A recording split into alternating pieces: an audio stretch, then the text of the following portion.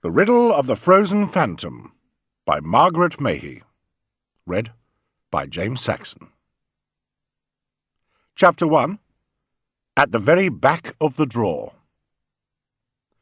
Suddenly, something clonked softly at the back of the empty drawer. Sophie Sapwood, sitting in a sea of old photographs, stopped listening to her brothers who were outside, shouting and whistling as they bounced on the family trampoline. She tuned in to the back of the drawer instead. She had been planning to go out to the trampoline herself, just to show both brothers the best way to turn somersaults in the air.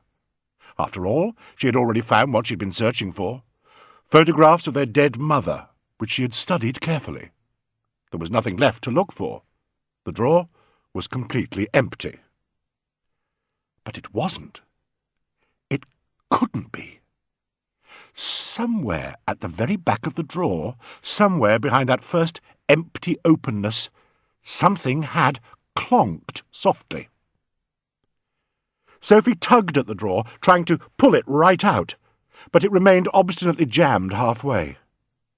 Reaching in once more, her searching fingers spidered left, then spidered right. Nothing.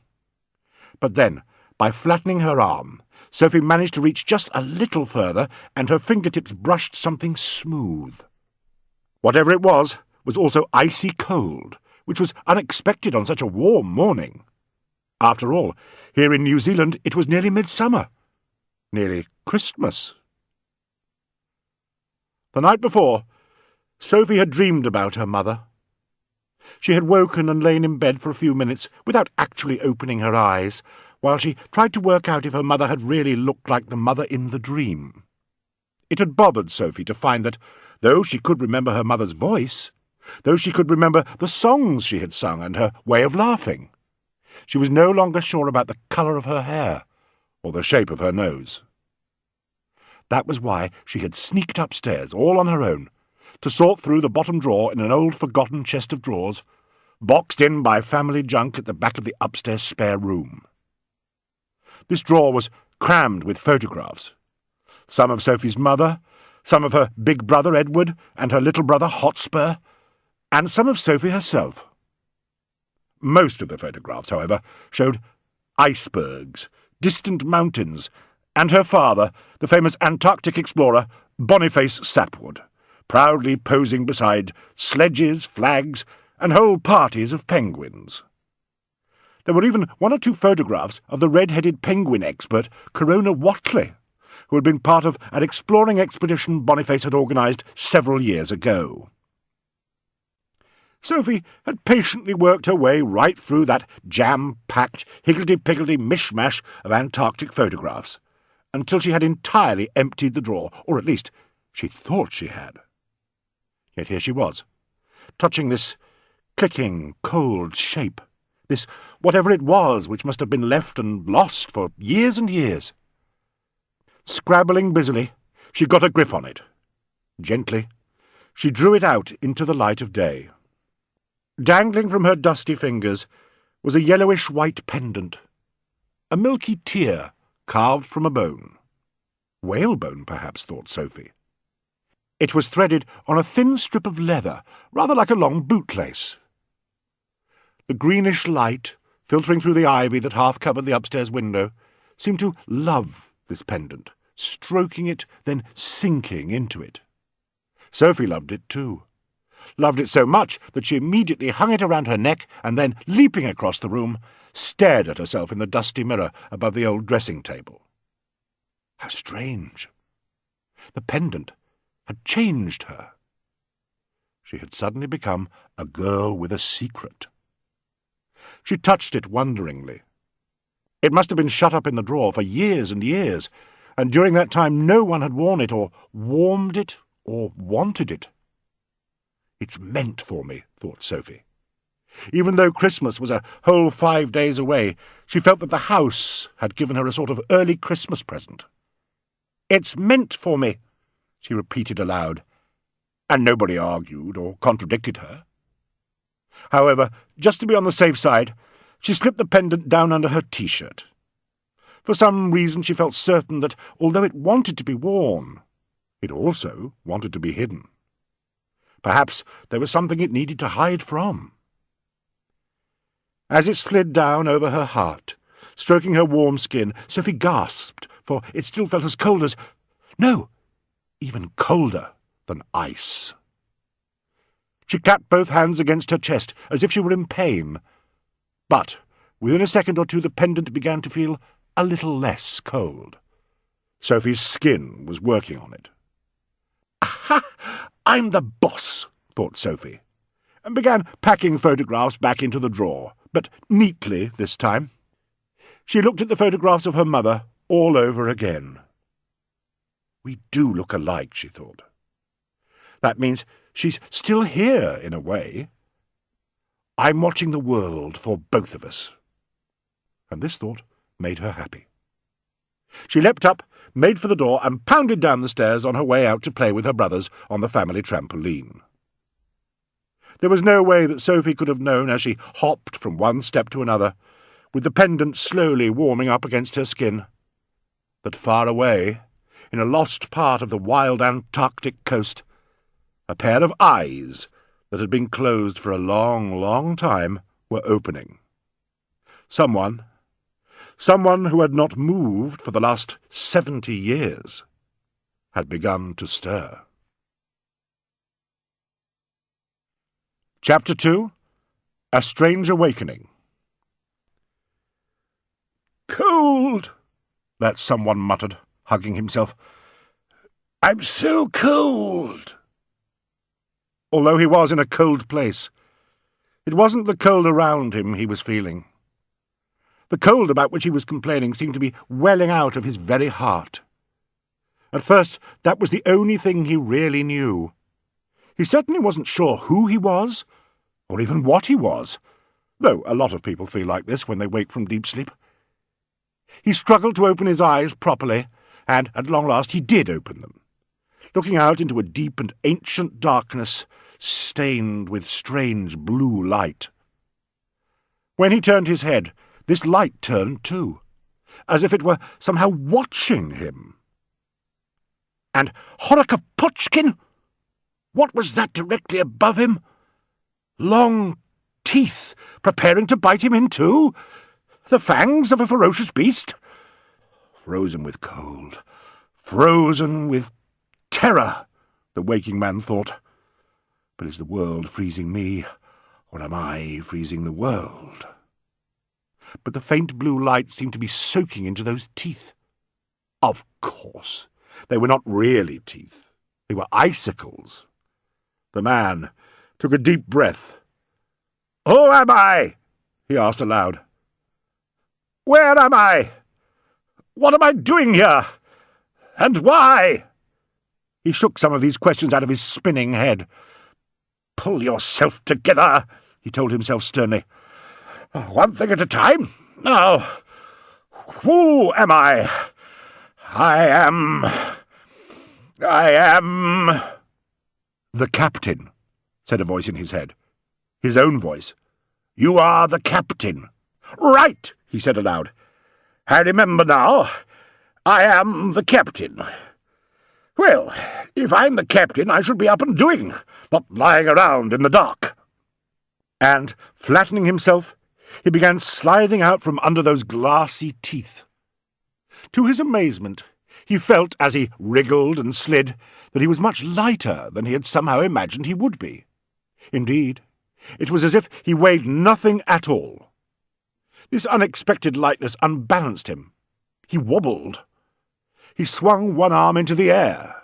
Immediately, the longest tooth of ice plunged greedily into it. The captain screwed up his eyes, expecting blood and pain. But there was no blood, and no pain either.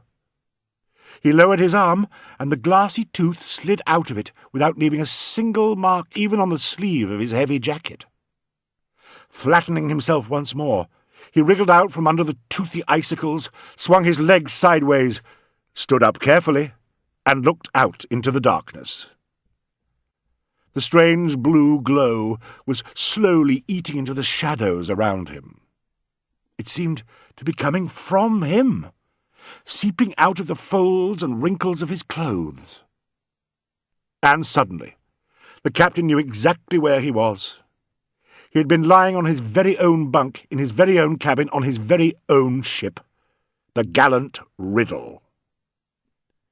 His fingers, muffled in 3 pairs of fine woolen gloves, crept across the fur collar of his great jacket.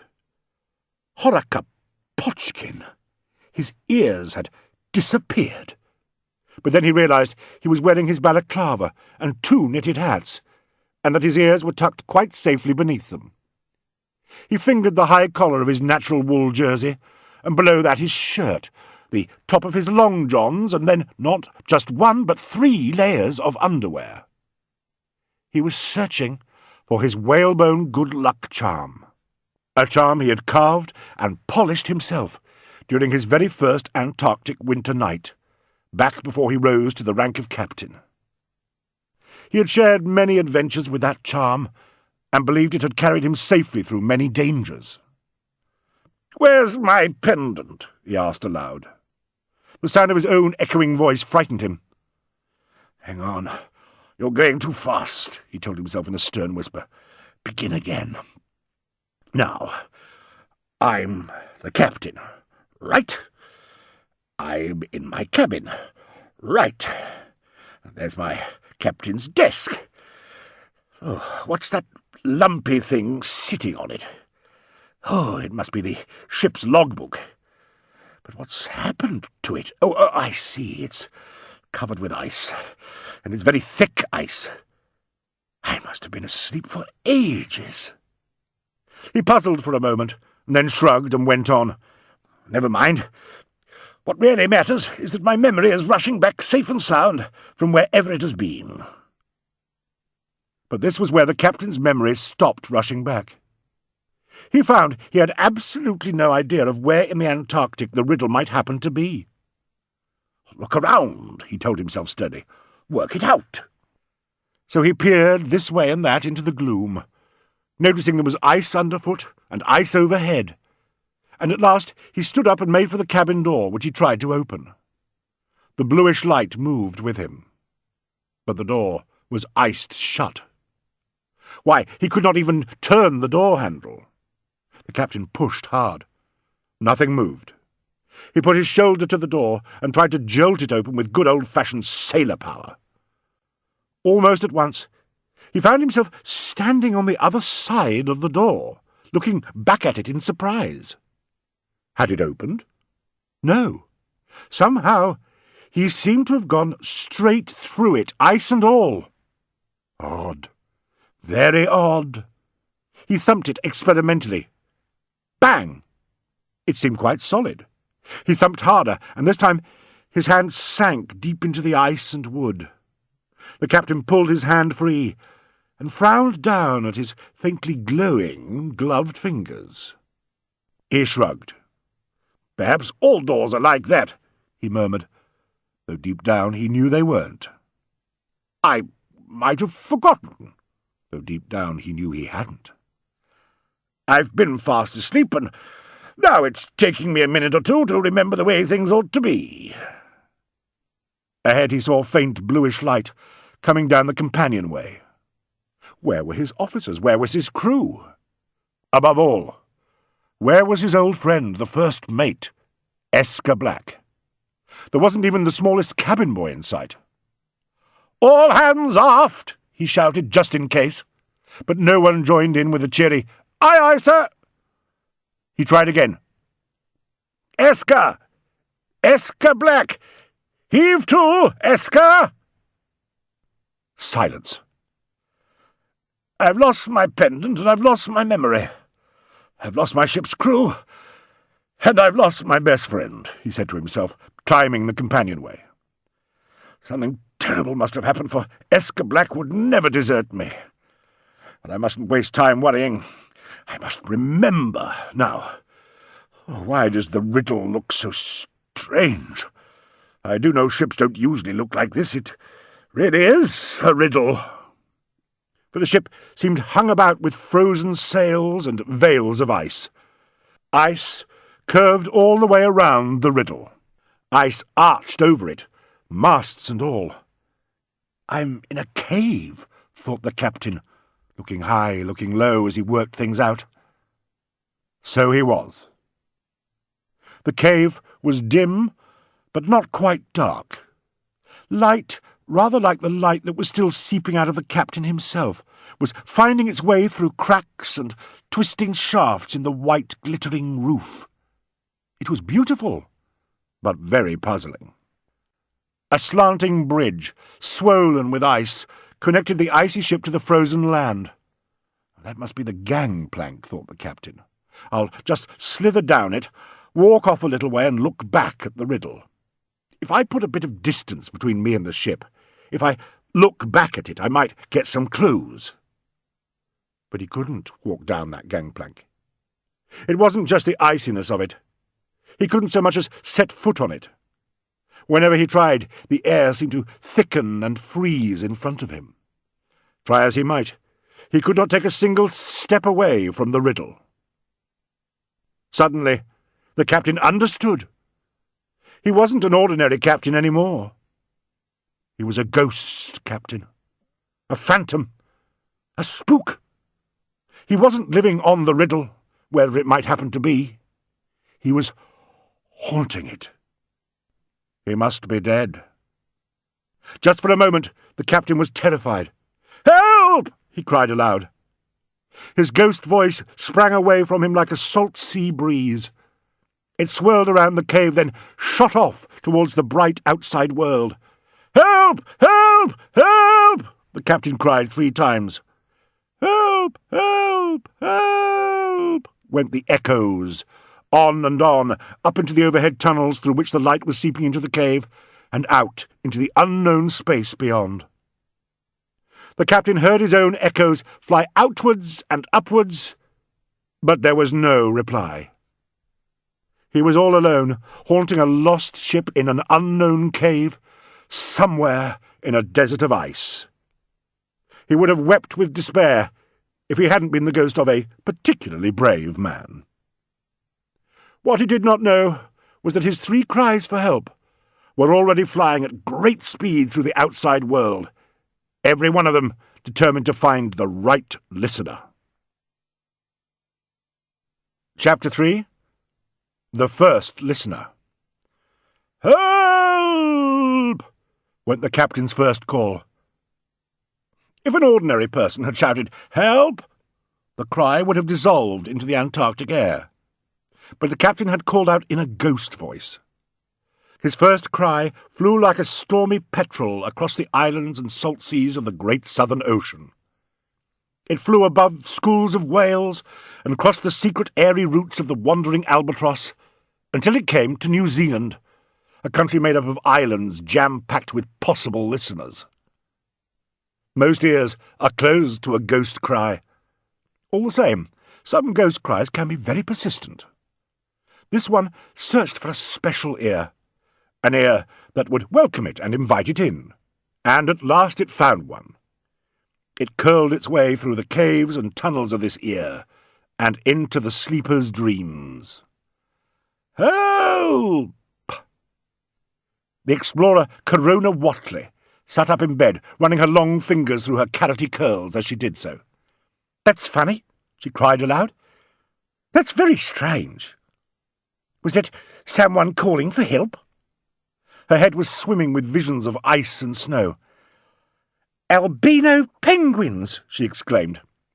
"It's ages since I wondered about that colony of albino penguins. There were lots of stories about it, but no one has ever found out if it really exists. What about that lost ship? What was it called? Yes, the Riddle. I haven't thought about the Riddle for years either." "Why not?"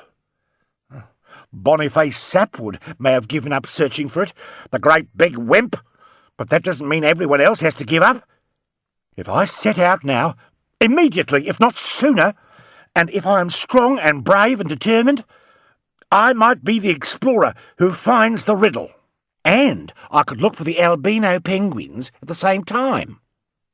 Suppose I found the Riddle and the white penguins too. That would show Bonniface Sapwood he isn't the only Antarctic explorer in the world."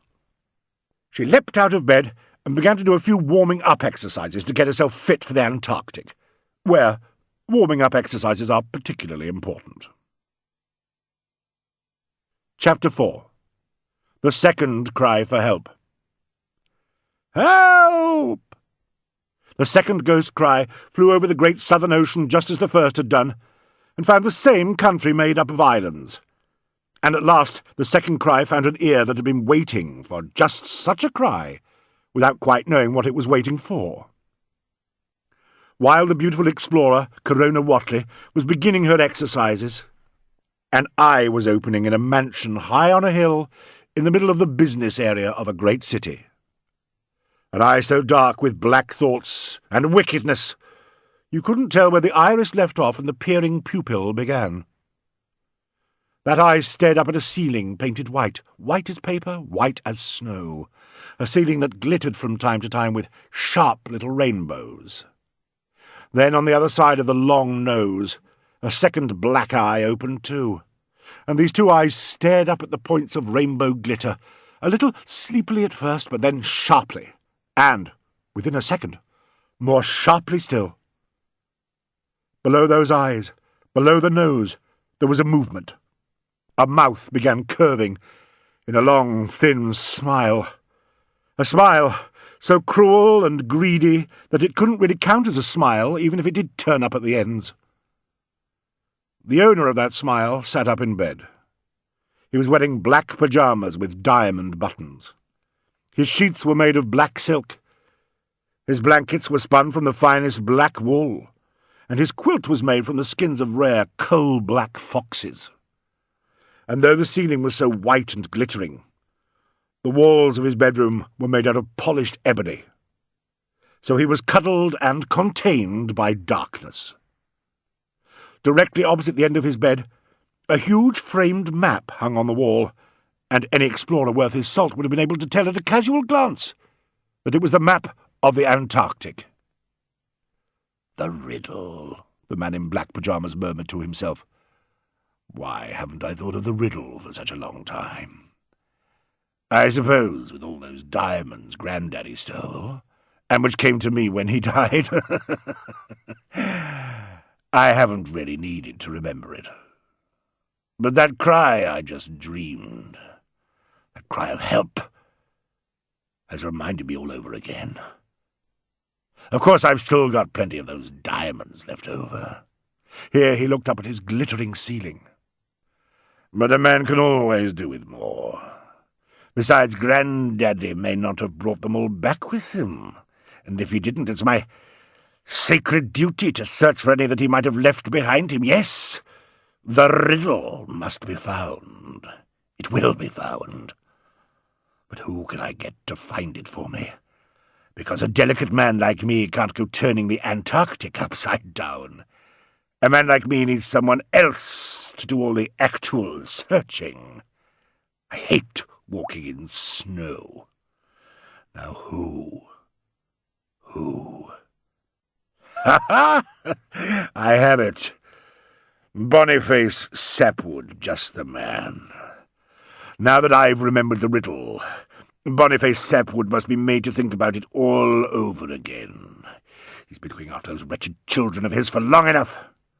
I'll get him going, and he can do all the hard exploring work while I keep an eye on him. And if he should find the riddle, or leftover diamonds, or anything like that, I'll be able to step in and take over. Oh, and what about that apprentice explorer he once had in his team? What was her name? Corona something? I might just remind her, too. It's good to have people chasing one another along. It saves you the trouble of having to chase them yourself. And everyone knows Antarctic explorers just love racing one another from place to place. Now what else? Ah, yes. A few explosions might be useful somewhere along the line. So I'll get in touch with that strange firm, Explosions Limited. I hear the men who run it, the Tambo brothers, are good at explosions, and at wickedness, too, a useful combination. Oh, how wonderful it is to be rich and clever, and how wonderful it is to lie in bed admiring myself. It's a pity I can't do it all day. But no, I'm too clever to do that. I must get up and get going. Where's that telephone? Chapter 5. The third cry of help. That third cry of help had found an ear that let it in and was winding its way into yet another sleeping head. "I'm coming!" Bonniface Sapwood called aloud, tossing like a ship in a storybook sea as he spoke. The sound of his own voice woke him up, and he lay on his back, gasping and goggling, and trying to remember just what had woken him. "That's funny," he mumbled. "I thought I heard someone calling for help." But his room was full of peaceful yellow sunshine, and he could hear the distant voices of his children drifting in from the lawn. As he lay there, blinking and mumbling, the telephone beside his bed let out a shrill cry. Boniface jumped as if he'd been stabbed, then grabbed the receiver. He usually began the day by yawning and stretching, something he was good at, but this morning, with the ghostly word "help" still echoing in his head, he felt too sharp, too adventurous for even a single yawn. "Bonniface Sapwood," he announced down the phone, almost expecting to hear someone shouting for help at the other end. But there was no shouting. "Is it really you, Bonniface?" said an oily voice. "The great Bonniface, the Antarctic explorer who almost discovered the long-lost Riddle some years ago?" "Who is this?" demanded Boniface crossly. "I was just working out an important dream. You've interrupted me." "Never mind who I am," said the voice. "I am a secret admirer. That should be enough for you." It was almost enough. Boniface relaxed and smiled, pleased to think he had a secret admirer. The voice went on. "I thought you should know that Corona Wottley, that other famous Antarctic explorer, decided about 20 minutes ago to visit the Antarctic once more." "She's probably going to do more penguin research," said Boniface. "She's very sound on penguins." "I was just talking to her on the phone, and she is already packing her thermal underwear. She was boasting a little bit, I'm sorry to say, boasting that she would be the one to discover the lost riddle," said the oily voice. Boniface jumped as if he had been stung. "How can she?" he cried. "I'm the one with the map. Well, not a map exactly, but I'm the one with ideas. I'm the one who nearly found it last time. And only 5 minutes ago I decided to set out and search for it all over again." "5 minutes ago?" asked the oily voice. It chuckled. Somehow that chuckle had a very dark sound about it. 5 minutes is already a long time ago when it comes to an Antarctic race. "Corona Wottley won't find the riddle!" shouted Boniface. "She's only a junior explorer. I should know, because I'm the one who gave her first exploring lessons. Anyhow, as it happens, I'm leaving for the Antarctic myself. I know it's nearly Christmas, but I've been at home for 4 Christmases now, and besides, my children have Daffodil, our housekeeper, to look after them, so they'll be okay for a little while. And think how proud of me they'll be when I come home in triumph. It'll be a wonderful present for them." He slammed the phone down and leapt to his feet, so excited that just for a moment he found himself dancing on the spot. "Tonight will be too late," he muttered to himself, looking at his watch. "I must go immediately," he cried, "or even sooner. No one must find the lost riddle but me." Chapter 6. On the Trampoline. Up and down, up and down. The 3 Sapwood children were out on the big blue trampoline, all enjoying a bit of early morning bouncing while the early morning blackbirds sang.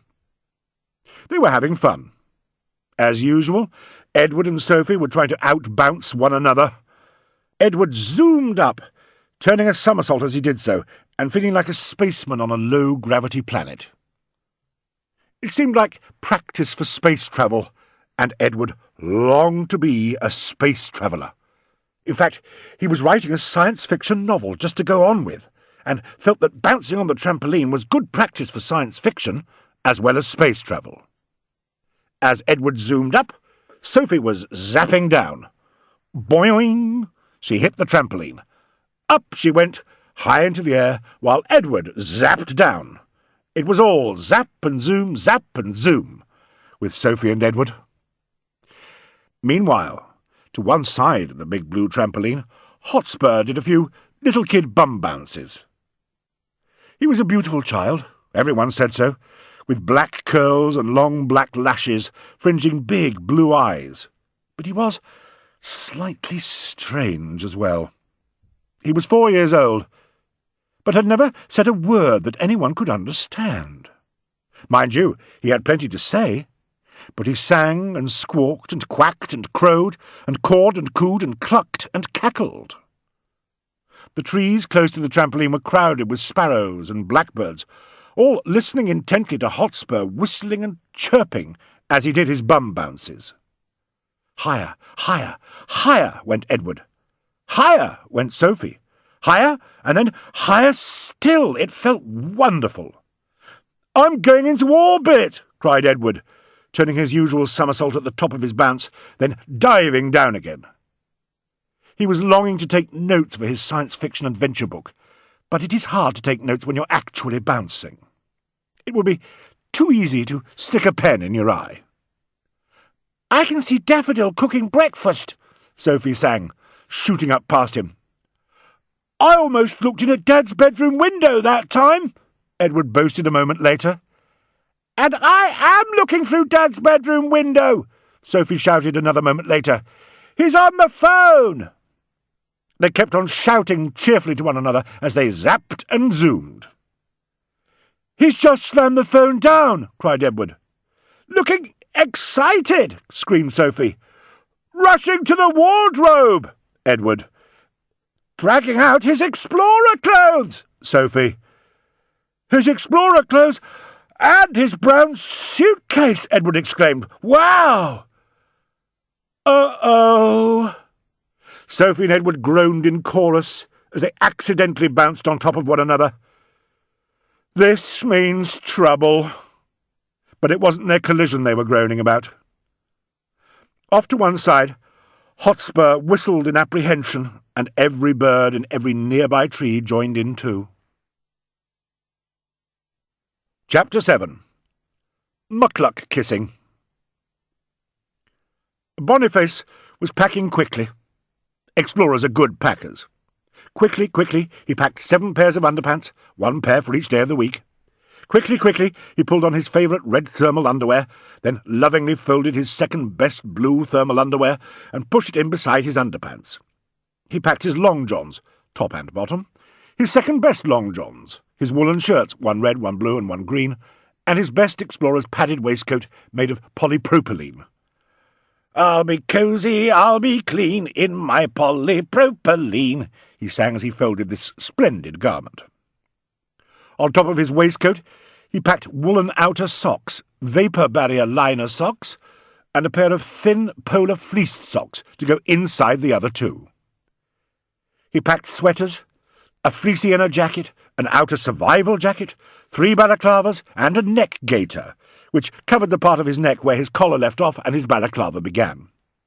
He also packed inner gloves, outer windproof mitts, sunglasses, and snow goggles.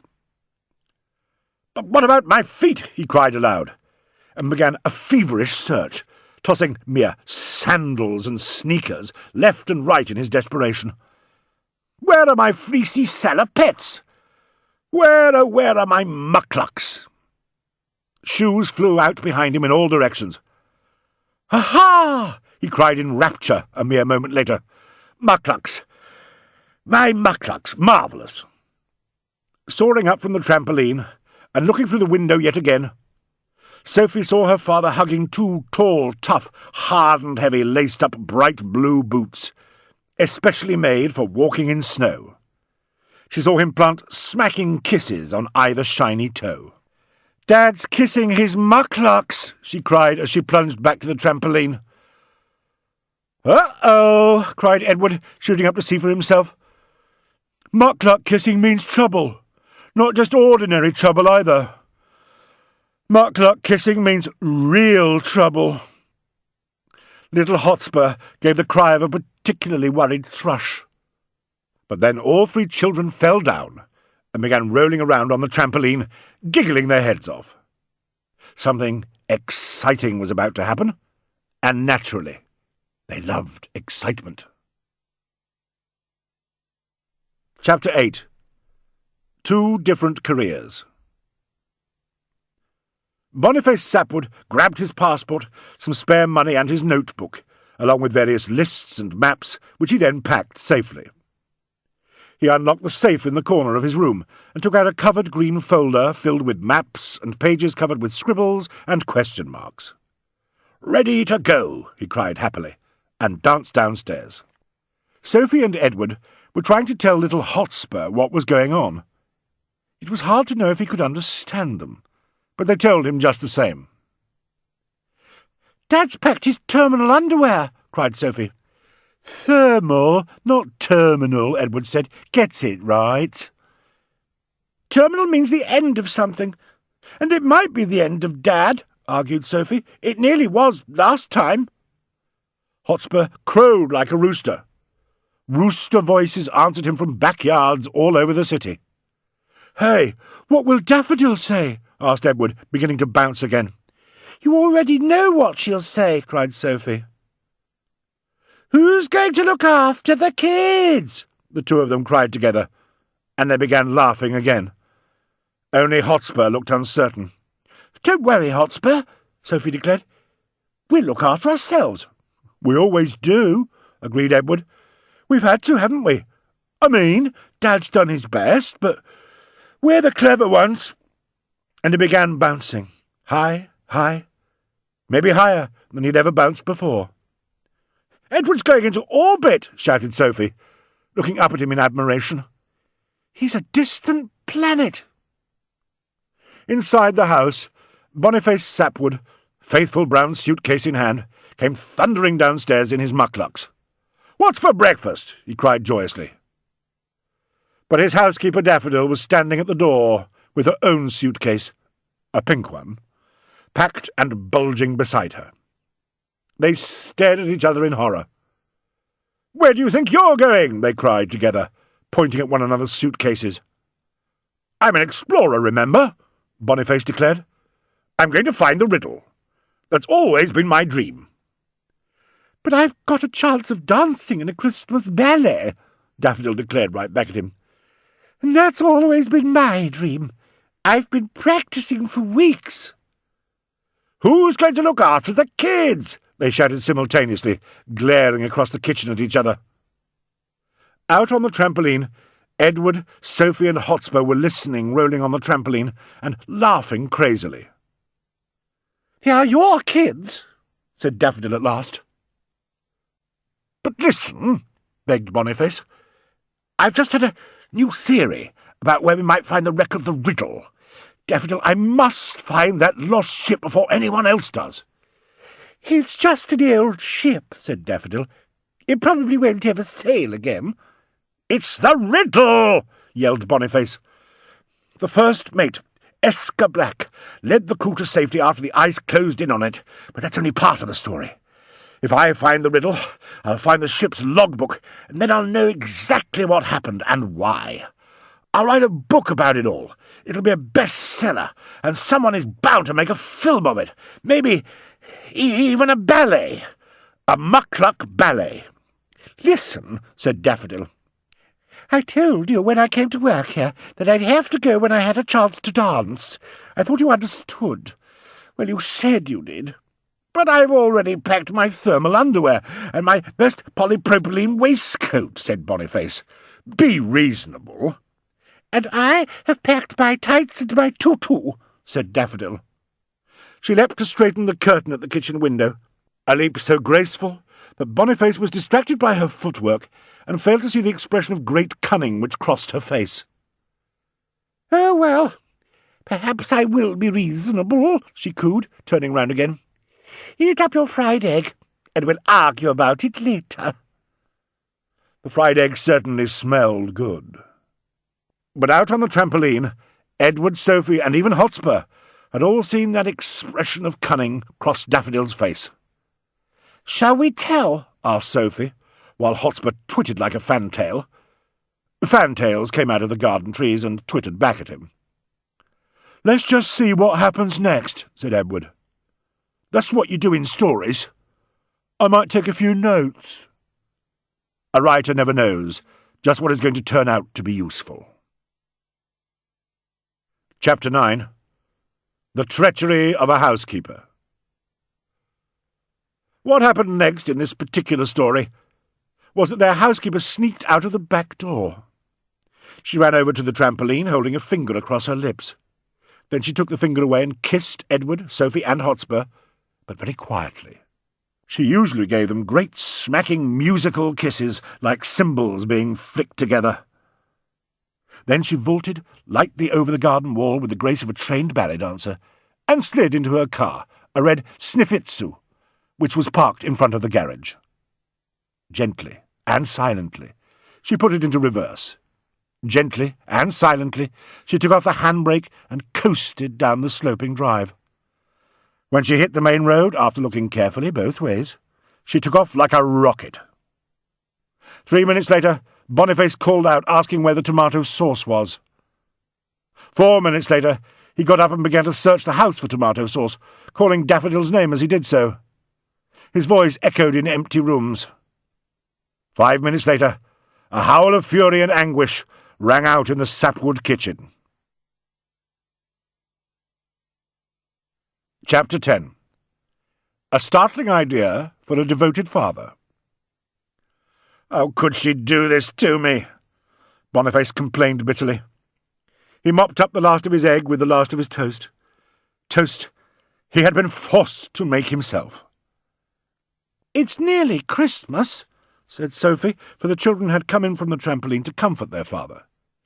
"You could put off going to the Antarctic until after Christmas." "You don't understand," cried Boniface. "I've just had a dream. I heard a mysterious voice. 'Help!' it cried. Now, a lot of people would be confused by a voice calling 'help,' but not me. I knew for sure that it was an Antarctic voice, and it was calling me. And it wanted me now. And not only that, I had the strangest feeling that I knew where it was calling from. I suddenly remembered an inlet. The Inlet of Ghosts, they called it, which people talked about without quite knowing whether it was really there.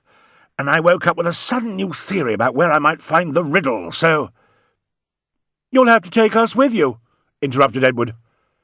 "I'd rather go to another planet, but going to the Antarctic might be a sort of science fiction practice." Hotspur gave the cry of an excited goose. "Antarctic explorers never take their kids exploring with them," shouted Boniface. "Scott didn't. Shackleton didn't. Amundsen? No way." "It might have been more fun for them if they had," said Edward. Boniface crunched his toast thoughtfully.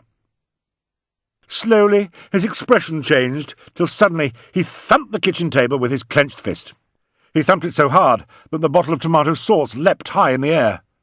"You're right," he cried. "Why should I copy Scott and Shackleton? Why shouldn't I be the first explorer to take my children with me?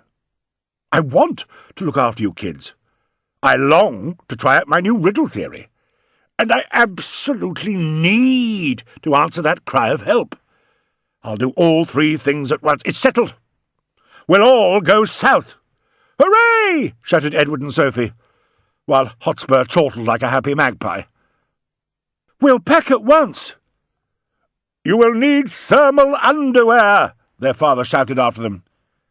"You gave us some last Christmas," Sophie called back. "And the Christmas before that." Boniface smiled proudly, thinking what a good father he had been. "What I really wanted was a reflecting telescope," Edward muttered. Still, it was no use worrying about past disappointments. "And do you have polypropylene jerkins?" Boniface shouted again. "You gave us jerkins and jackets for our birthdays," Edward's voice came back faintly. "We have complete sets of explorer clothes. And muclucs. Even Hotspur has muclucs, though he really wanted trainer skates." Hotspur! Boniface suddenly frowned. The older children might be useful. They could cook, do up their own jerkins and jackets and mucklucks. But Hotspur... "Oh, perhaps we should send Hotspur to Granny's," he suggested. But this suggestion made Hotspur squawk like an angry seagull. "Dad," cried Sophie, "we can't leave Hotspur behind. I know he's little, but every little helps." Oh well, thought Boniface. There wouldn't be too much work in looking after anyone as small as Hotspur. He ran to his fax machine, planning to contact Scott Base on Ross Island, on the very edge of the great frozen continent. He wanted to let them know he was coming, and to order a particularly good skidoo, a sort of Antarctic motor sledge. "It must be a state-of-the-art skidoo," he muttered to himself. "Nothing but the best will do. And when they hear that I'm bringing the kids, they'll make sure that I get the very best. After all, it's nearly Christmas. They'll want the children to be safe as well as happy at Christmas. There might, after all, be great advantages in taking the kids with me." Chapter 11. Unexpected Air Travel. The Sapwood children always travelled by plane when they visited their grandmother. They were used to airline seat belts and looked forward to free aeroplane lollies. But the inside of the Hercules aircraft, which was waiting to take explorers and scientists to Antarctica, took them by surprise. For travelling by Hercules turned out to be rather like flying in a second-hand clothes and general junk shop. There were seats, of course. You didn't have to stand all the way to the Antarctic. But they weren't like ordinary aeroplane seats. They were made of a curious orange webbing, and they ran around the edge of the Hercules cabin. You strapped yourself in and sat there, staring inwards towards the middle of the plane. And down the middle of that cabin ran tall racks on which people hung coats and slung luggage. A man in an orange-coloured overall and headphones moved around handing out plastic bags. Sophie thought perhaps they were being given large bags full of sweets, or something to be sick into, but it turned out he was handing earmuffs to everyone. Of course, the Hercules was full of people all going to Antarctica, and, while they waited for the journey to start, Boniface pointed them out to his children. Helicopter pilots, geologists, penguin experts, drill operators, and so on. "It's almost as good as going to another planet," Edward whispered to Sophie, who nodded in a rather distracted way. As she had climbed onto the plane, suddenly the pendant, hidden under layers of warm clothes, had shifted against her skin as if it was startled. She had the odd idea that, even through layers of jerseys and jackets, it had recognised someone, and that somewhere in the Hercules, someone smiling and cheerful had also recognised not the invisible pendant, perhaps, but certainly the whole Sapwood family, and had stopped smiling. Sophie peered around anxiously, but there wasn't a single person looking disturbed, dismayed, or disgusted by the sight of a famous explorer taking free children on a dangerous expedition. The Sapwood family settled down on the webbing seats and strapped themselves in. A merry crowd of Antarctic helicopter pilots were settling themselves opposite, and singing a fine old Antarctic helicopter pilot's song. "Oh, let us meander out over Lake Vanda, where we'll take a gander at prospects of snow. Or we may be nosier and make for Cape Crozier. The prospect is rosier at 40 below." Sophie touched the front of her jacket under which the pendant was nestling, a warm tear just over her heart. Then something caught her eye. A cluster of bright orange waterproof coats with hoods was hanging almost opposite her, billowing out over the end of an empty section of seating. And, below these coats, she saw a pair of mucklucks that looked as if they might have real feet in them. It was hard to be sure. But, feet or not, these mucklucks were particularly interesting in themselves. They were blue, and decorated with gold and silver stars. Sophie liked the look of them. She liked the idea of someone taking starry strides across the Antarctic. But was there someone concealed by those coats? Someone sleeping, or perhaps hiding under them? It was hard to tell. "There aren't many windows," muttered Edward, interrupting Sophie's thoughts. "Where's the air hostess?" she asked her father. "There aren't any air hostesses on an Antarctic Hercules," cried Bonniface scornfully. "We're not tourists." But just then the Hercules started up, and the cabin immediately became far too noisy for any of them to hear a word. Boniface hastily slid earmuffs onto Hotspur's head and gestured to Edward and Sophie to put on their earmuffs as well. He pointed at the bag of books dangling from the rack that ran down the middle of the plane, meaning that they were both to read quietly, because it was going to be too hard to talk during the flight. Edward pulled a pen and a little notebook out of his pocket and scribbled away, busily taking notes for his future famous novel. But Sophie sat still until the plane had levelled out. Then, when other people began standing up and stretching and wandering around, Sophie stood, stretched and wandered too, until she found a small round window at the very end of the cabin. Standing on tiptoes, she peered out eagerly. There wasn't much to see. A rippling carpet of greyish cloud rolled out under the Hercules, and, staring ahead, Sophie found they were flying into a blueness that seemed to go on forever. She gazed into that blueness, filling her head with it, and suddenly she glimpsed from the very corner of her eye something flying a little above them. Some hawk? Some high-flying albatross? No, thought Sophie, squinting upwards. No bird ever flew quite as high as the Hercules was flying. She peered even harder, pressing her nose against the glass. Yes, there, one whole layer of the sky above them, say 1,000 feet, was another plane, a black one. It looked a little threatening, thought Sophie, almost as if it was secretly planning to swoop down on them.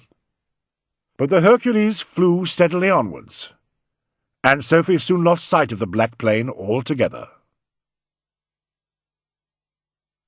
Chapter 12. Wicked Plans in Black Plains. Funnily enough, 1,000 feet above the Sapwood family, in that very black plane, someone was telling two people an Antarctic story. However, the long cabin of the black plane was entirely different from the cabin of the Hercules. Its soft seats were covered in black velvet, and there were television screens set about the walls. You could watch several videos at the same time. At the far end of the cabin stood a bar where orange juice was served, or champagne, or whatever you felt like drinking. And through the windows all passengers had wonderful, stretching views of sky and cloud. What's more, this cabin was not only warm, but quiet. There was no need for any of the three people in the cabin to wear earmuffs or mucklucks or any compulsory Antarctic clothing. Indeed, one of the three men was wearing black shorts and black sandals, because this man, his name was Rancid Swarthy, loved to cloak himself in darkness, even in midsummer. At that moment, Rancid Swarthy was highly delighted with his velvet chairs and his champagne, but mostly he was delighted with himself. He longed to smile broadly, but he was a man who had to be careful when it came to smiling, because even his very sweetest smile, his number 6 smile, made people uneasy. As for his number 2 smile, that one was so mean and threatening that when he used it, people crouched down with their hands over their eyes. And he only used his number 1 smile when he was looking at himself in the mirror. He was the only person in the world who could bear it. It was like a secret weapon. So he sat there struggling with himself, for though he was longing to grin like a wolverine and to boast about his riches and his cleverness, he knew that a boasting man says too much. He must be careful and cunning. "I'm searching for a ship," he told the two men opposite him. "It was lost in the Antarctic during my grandfather's day. You may have heard of it. It was called the Riddle. My grandfather, Escher Black, was the Riddle's first mate." "Do you want me to explode this ship when you find it?" asked the bigger of his two companions, but in rather an absent-minded tone of voice. Rancid frowned. This man was not paying proper attention. Indeed, he seemed far more interested in fooling around with something that looked like a firework. If your grandfather was called Black, how is it that you are called Swarthy? Asked the other man, who did seem to be listening intently. His name was Wizzy Tambo, and he was the secretary of the company Explosions Limited. At least he seemed to be full of the deepest respect for Rancid Swarthy. Reassured, Rancid relaxed once more and went on with his story. My grandfather, Escher Black, renamed himself Swarthy when he grew rich and successful, he explained with quiet dignity. Swarthy sounds so sinuous and stylish. It does, agreed Wizzy Crambo. And it means more or less the same thing as Black. At this moment there was a small explosion. The big man had set off his firework. It leapt into the air, broke into sparks, and fell on the cabin carpet. The man who had set it off quickly stamped on it. Since the carpet was so very dark, it was hard to tell if any spark had actually burned a hole.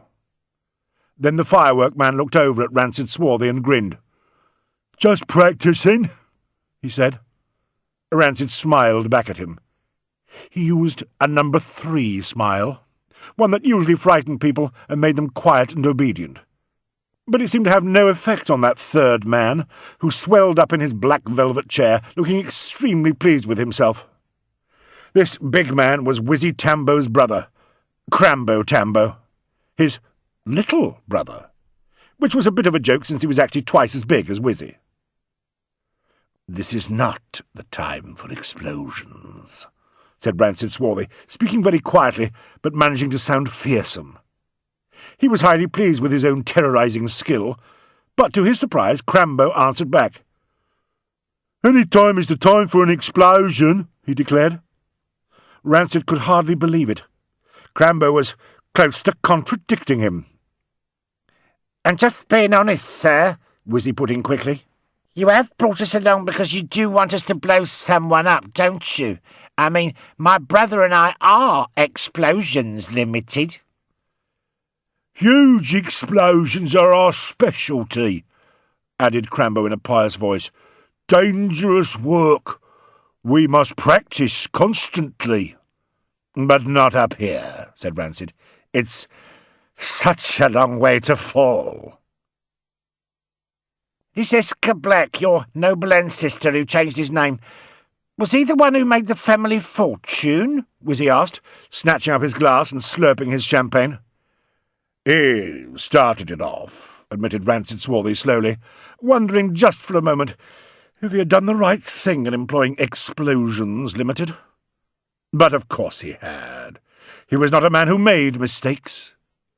"Do go on," said Wizzy quickly. "I am fascinated by your tale." Rancid felt easy once more. After all, if the Tambos should get out of hand, he could always smile his number 1 smile, his most terrible smile at them. That always worked. Sitting forward, he cleared his throat, preparing to boast a little. "Well, Escher Black was not only an explorer, he was a collector too. For instance, he brought a great collection of stones back from the Antarctic with him. Wonderful stones. He treasured every one of them." The Tambo brothers looked astonished. You could tell at a glance that they would have thrown all stones from the Antarctic away, probably aiming them at nearby penguins or seals. "Kept a lot of stones?" Wizzy Tambo asked uneasily. "Wasn't that a little odd? She'd eccentric, sir?" "Mind you, stones can be interesting once you set a bomb off under them." Crambo Tambo sounded suddenly enthusiastic. Rancid smiled again, his number 3 smile, which was so unpleasant that Wizzy pretended he had a bit of grit in his eyes and began blinking and pulling his upper eyelid over the lower one. But he did not stop listening. A smile like that had to mean something important. As it turned out, most of the stones were diamonds, Rancid said casually, so it's just as well he didn't throw them away, or even explode them, isn't it? "Diamonds!" cried both Tambo brothers greedily. Wizzy stopped holding down his eyelid, and even Crambo began listening properly at last. Rancid was totally in charge once more. If we do a bit of exploding out on the ice, are we likely to find diamonds ourselves?" asked Wizzy eagerly. "There is to be no exploding, unless I say so," replied Rancid. "Understand this? I will take $100 off your fee for every unauthorized explosion." "Oh, you're a hard man," cried Wizzy, in the sort of fawning voice Rancid loved to hear. "My grandfather, Escher Black, has always been my model," he went on, relaxing in his chair again. "He sold a few diamonds, set up in business, and soon he was being really helpful to poor, struggling bank managers, bomb experts like yourselves, and other needy people, and he trained me to do good in the same way." "Oh, what a wonderful man," said Wizzy, nodding his head. But Crambo was already a little bored. He slid another firework out of his pocket and looked at it wistfully. "Mind you, nobody's perfect. He did make one bad mistake," admitted Rancid with a deep sigh. "He never told either my father or me exactly where he had found those diamonds in the first place. I've always been curious about that, and I rather think that if we find the ship on which he was sailing at the time, that missing ship, the Riddle, we might find a few diamond clues. The ship's logbook, for example, might well be full of useful information. Just think, wouldn't it be fun to know exactly where those diamonds had been found?" "Wonderful fun!" cried Wizzy, raising his glass to toast Rancid. There was a sudden suspicious bang from Crambo's direction. "Yeah, wonderful fun!" Crambo promptly cried, nodding his head and hastily treading something into the black carpet. "That's not an explosion," he added, looking over at Rancid. "Well, not what I'd call an explosion. When I really explode something, there's absolutely no doubt about it." True enthusiasm crept into his voice, and he flexed his muscles. Rancid gritted his teeth, holding back his most terrible smiles. "It is true," he said carefully, "that I may need to explode a few things in the Antarctic. Even an explorer or two. You have those explosions to look forward to." "Hooray!" cheered both Tambo brothers.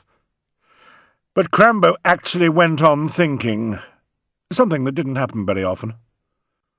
"A bit earlier," he said, frowning, "you mentioned this particular explorer who we are in pursuit of. What was his name?" He immediately answered himself. "Bonniface Sapwood. Now, do you reckon he might lead us to those diamonds?" Rancid nodded. "He just might." "Right," agreed Wizzy. "And I suppose if he does find that riddle, we'll drop down on him so you can lay claim to the ship's logbook, or any spare diamonds that might be lying around. After all, they are really yours, aren't they? I mean, it was your grandfather who found them in the first place." "If Boniface should find the riddle, any logbooks or spare diamonds will certainly belong to me," agreed Rancid Swarthy, beaming at his companions. Though this time he was using a mere number 5 smile, easy to bear, as long as the person being smiled at didn't look too closely.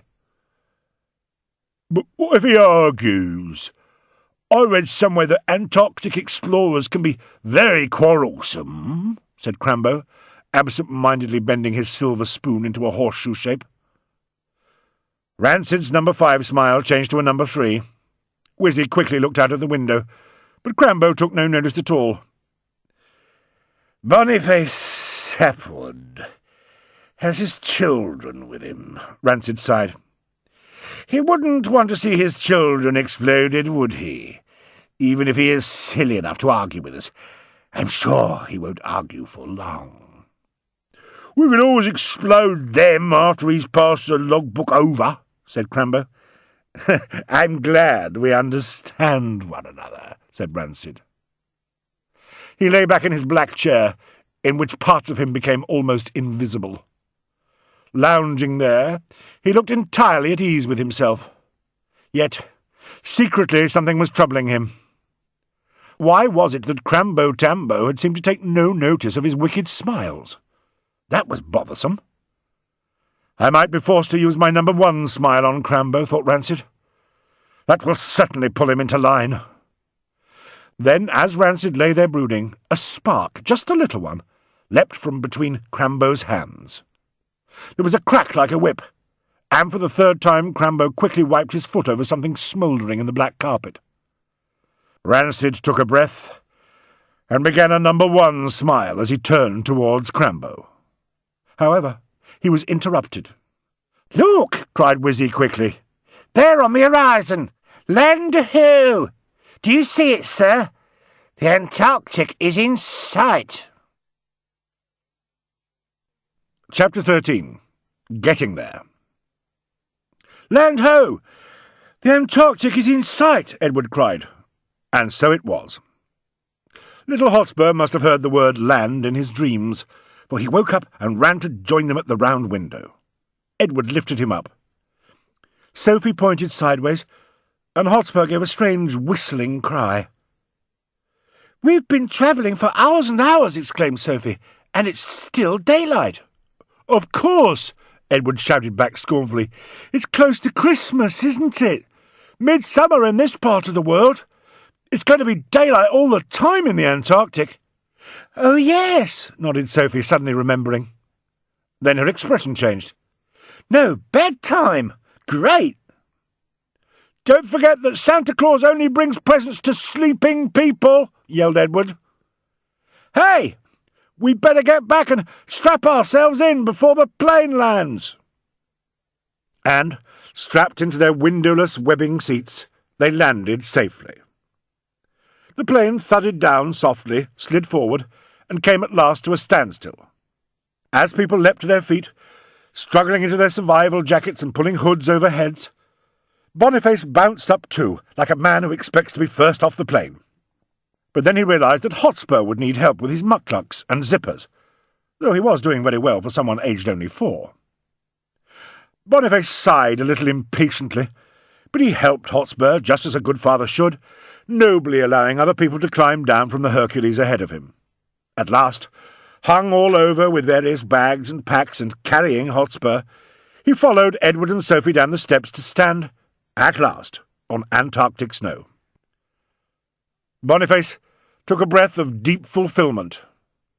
Then he nudged Edward and Sophie to keep them moving, for Edward and Sophie were standing as if frozen, not with cold, but with amazement. There, in front of them, rising out of the snow, were long green sheds. Sophie and Edward could see snow tractors along with a fine flagpole, its flag dancing cheerfully and sometimes cracking like a whip. Directly ahead of them, 2 lines of different-coloured trucks were parked nose to nose. Big machines lumbered by, looking busy. Someone shot past driving something that reminded Edward of a speedboat, but which he knew to be one of the skidoos his father always spoke of with such longing and respect. A black helicopter was waiting on one of the helicopter pads, while yet another helicopter, a green and silver Antarctic dragonfly, throbbed like a beating heart, and then lifted into the air. Yet, for all its busy, bright machines, the whole big base seemed to be laid out on the snow like a toy, for beyond the helicopters, their landing pads, the bulldozers, skidoos, and the great green sheds, rose a strange white land, so huge and cold that its hugeness and coldness melted into each other and became single and magical. The Dragonfly helicopter tilted away over the green roofs. It made a lot of noise, and somewhere beyond it, tractors were roaring too. Yet the silence of the Antarctic arched over all sounds, pressing down on them, and making them seem childish and easy to forget. Of course, the children could hear everything that was going on, but they heard the silence even more. Under all Sophie's layers of clothes, the bone pendant leapt like a beating heart that has suddenly received good news. Now the children were glad of their thermal underwear, their long johns, their 2 pairs of trousers, their polypropylene waistcoats and fleecy-lined survival jackets, not to mention their mitts and mucklucks. "This is just the beginning for us," said Bonniface Sapwood, sounding more at home in the Antarctic than he did when he was at home. First we're going to Shed 10, that's over there, to get our skidoo. I've ordered the very best skidoo available in the whole Antarctic, a true state-of-the-art skidoo. It will be able to skim over the snow light as a snowy petrel. Of course, most skidoos are really just for one person, but they can pull trailers, so you kids will be able to ride on our trailer behind me. We'll start at once, and make for a particular snow hut I remember, where we'll camp for well, not for the night because there's no night at this time of the year, but we'll have a bit of a rest anyway. You know, I'm glad I brought you with me. It's fun to think I'm sharing adventures with you. He sounded a little surprised, but he did sound truly happy. What are those flags for? Asked Edward, pointing beyond the sheds and tractors. A long, long line of coloured flags led off over the snow, marching on and on until the whiteness took over, and it became impossible to be sure if the flags were still there. Those flags show us where the ground is safe, explained Bonniface. If we follow those flags, we won't fall into any crevasses. Of course, once we get beyond the flags, we'll have to be extra careful. But that's all right. I tell them to pack an ice drill. And striding out boldly in his conquering mucklucks, he led his children to Shed 10. Drawn up in front of the shed were not one, but 2 skidoos, both with covered trailers hitched on behind. One of them was a particularly beautiful skidoo, a bright red in colour. 2 men in red jackets and yellow overalls stood on either side of this elegant machine, looking with great pride at it. "A 4-seater skidoo!" exclaimed Bonniface. "I've never heard of such a thing." "Look at that instrument panel!" exclaimed Edward in delight. "This skidoo looks like a sort of little spaceship." "I asked for a state-of-the-art skidoo," said Bonniface, "but I didn't expect anything quite as grand as this." "Oh, we had a special message from Rancid Swarthy Industries, saying you would have every support," said one of the men in yellow overalls. Boniface blinked, then beamed. "That was kind of him," he said. "Of course, Rancid Swarthy's grandfather was first mate on the Riddle, you know, so I suppose he takes an interest in Antarctic events." All the same, Boniface sounded rather surprised. "Swarthy Industries said you were to have the fastest skidoo available," said the man, taking a notebook from his pocket and consulting it. "We've packed tents, a cell phone, sleeping bags, string, food, sellotape, spare cans of skidoo fuel, extra cans of skidoo fuel, thermos flasks, everything you might need. Now if you just sign here to show you've taken delivery." "Who's the blue skidoo for?" asked Edward curiously. "I think that must be for me," said a voice right behind them, a laughing voice that was somehow very sure of itself. End of Disc 1.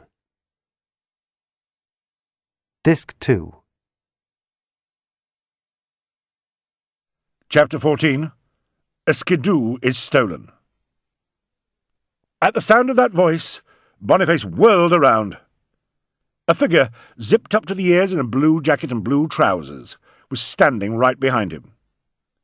It was hard to be sure, for the figure's face was mostly covered by snow goggles, but the children felt certain that the figure in blue was mocking Boniface. Then that figure pulled the hood of her survival jacket back and pushed her sun goggles up.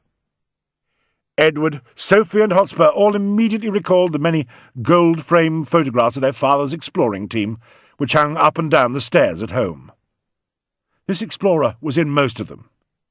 She had a head covered in wild, carrot-coloured curls, big green eyes, and a lopsided smile that made everyone she smiled at want to smile back at her. Certainly, Sophie couldn't help smiling back, shooting a quick glance at the newcomer's boots. Yes, her mucklucks were covered with gold and silver stars. "Corona Wottley!" exclaimed Boniface. "What are you doing here?" "Boniface, I am setting out to discover what happened to the lost Riddle," said Corona. She rested her pack on the back seat of the red skidoo. A voice called to me. "Help!" it said. "Help!" And for some reason I knew it was the Riddle's voice. I'm going to find that doomed ship once and for all. I, Corona Wottley, am going to restore it to its true place in history." "But I dreamed that cry for help too," shouted Bonniface. "I'll bet I dreamed it first because I've had years and years of practice at Antarctic dreaming. And it gave me a new theory about where the riddle might be. Corona, go and watch penguins. Find those albino birds that we used to hear rumours about. Only a highly experienced explorer is going to be able to locate the riddle, and I'm the only highly experienced explorer here." "But you might be too high and too experienced," said Corona. "What the discovery of the riddle needs is a young explorer with a fresh, down-to-earth view of the ice." "What it needs," yelled Bonniface, "is an explorer with a new skidoo. A red skidoo with state-of-the-art technology." And he looked over at the red skidoo with pride. "You are quite right," said Corona. And, quick as a wink, she leapt into the driver's seat and turned the key. Her pack was already on the back seat. Off she flew, moving like a beam of red light as she reversed, then swung out in a half-circle and slid away at great speed. Boniface sprang to stop her. He missed and ran after her, shouting as he ran. But he was carrying Hotspur, and Hotspur weighed him down. Too late. Corona Wottley was on her way, shooting past the tractors and past the sheds, making for the line of coloured flags that wound away over the snow into infinite, white distance. Chapter 15. Off and away at last. Boniface nearly had a fit. "She's pinched my skidoo!" he yelled, shaking poor Hotspur in the heat of his fury. "She's got my supplies! Stop her!" "She hasn't signed for that skidoo either," said one of the men, looking concerned. "Well, Mr. Sapwood," said the other man, "the best thing you can do is to sign for this other skidoo and take off after her. I'd go myself, but there's a plane, one of the Swarthy Industries fleet, about to land in a minute, and Swarthy Industries take all our attention," said the first man. "They pay for it in advance, so—" "But this blue skidoo isn't state-of-the-art," cried Boniface. "I ordered that super-computerized model. And don't forget I did have the backing of the Swarthy Industries. They'd want you to help me." "They'd want us to help them first," said the second man. "Oh, come on, Dad," said Edward. "Let's go. We kids can ride on the trailer, can't we?" "We can tie ourselves on with all the bags and stuff," said Sophie. "We'll enjoy the fun of it." And Hotspur warbled like a magpie. "You kids show good sense," said one of the men in red approvingly. "I'd get after that skidoo thief as quickly as possible." The children helped Boniface strap their packs under the yellow tarpaulin that took up most of the trailer, and then they all squeezed into a space in front of the packs, while Boniface leapt into the driver's seat of the blue skidoo. Fortunately, the motor started immediately, and they shot away at a cracking pace, swinging around the end of a green shed and following the tracks that Corona had left behind her. People cheered and waved as they drove by.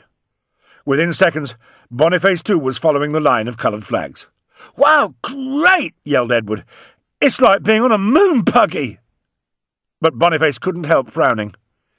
His noble Riddle adventure was turning into yet another undignified Antarctic race, and no doubt about it, Corona was off to a wonderful start. There was a roar overhead. Already another plane was coming in to land. Sophie watched it, at first with interest, and then with a curious feeling that was just a little like fear. It was not a Hercules. It was a black ski plane, which slid over the snow in a furtive, slippery way. As it shot by in a shower of freezing spray, a face looked out of the window, and she glimpsed a truly horrible smile. She hastily looked away and read the small red letters running along its side. "Swarthy Industries," she said aloud. "Oh, them," said Boniface in an absent-minded voice, for, in spite of having had his red skidoo hijacked by a junior explorer, he was beginning to enjoy himself. Even if you have been cheated out of a skidoo that is rightfully yours, there is something wonderful about spinning out across Antarctic snow and seeing mountains ahead of you, beautiful as dreams, yet somehow truer than dreams. Once you have seen those mountains, there is no waking up from them. They are in your head for always. As for Edward and Sophie, they were both now staring across a stretch of dark beach. Summer winds had beaten the snow back, revealing black sand and stones, curving away towards a distant headland. Embraced by this beach was yet another long curve, of broken ice this time, and beyond the ice, the sea, spread like a great blue plain. Old, old, old, that Antarctic sea whispered to Sophie, while, in the distance on the other side of the sea, far, far beyond the black stones and the broken ice, Sophie could make out another distant blue and white shoreline, marked with valleys, peaks and glaciers. "It's like being on another planet," said Edward again. "It's cold enough to freeze your nose off," said Sophie. Indeed, the cold was so fierce, it seemed as if you should be able to fling your arms around it and wrestle with it, as you might with a bear. The skidoo motor kept up its chatter, and snow shushed away on either side of them. But it was impossible to forget the silence, always there, just beyond the busy fringes of sound. Sometimes the land under the snow rose and fell, so that they shot up over then down, up over then down, and whenever this happened, it felt as if the Antarctic was breathing beneath them.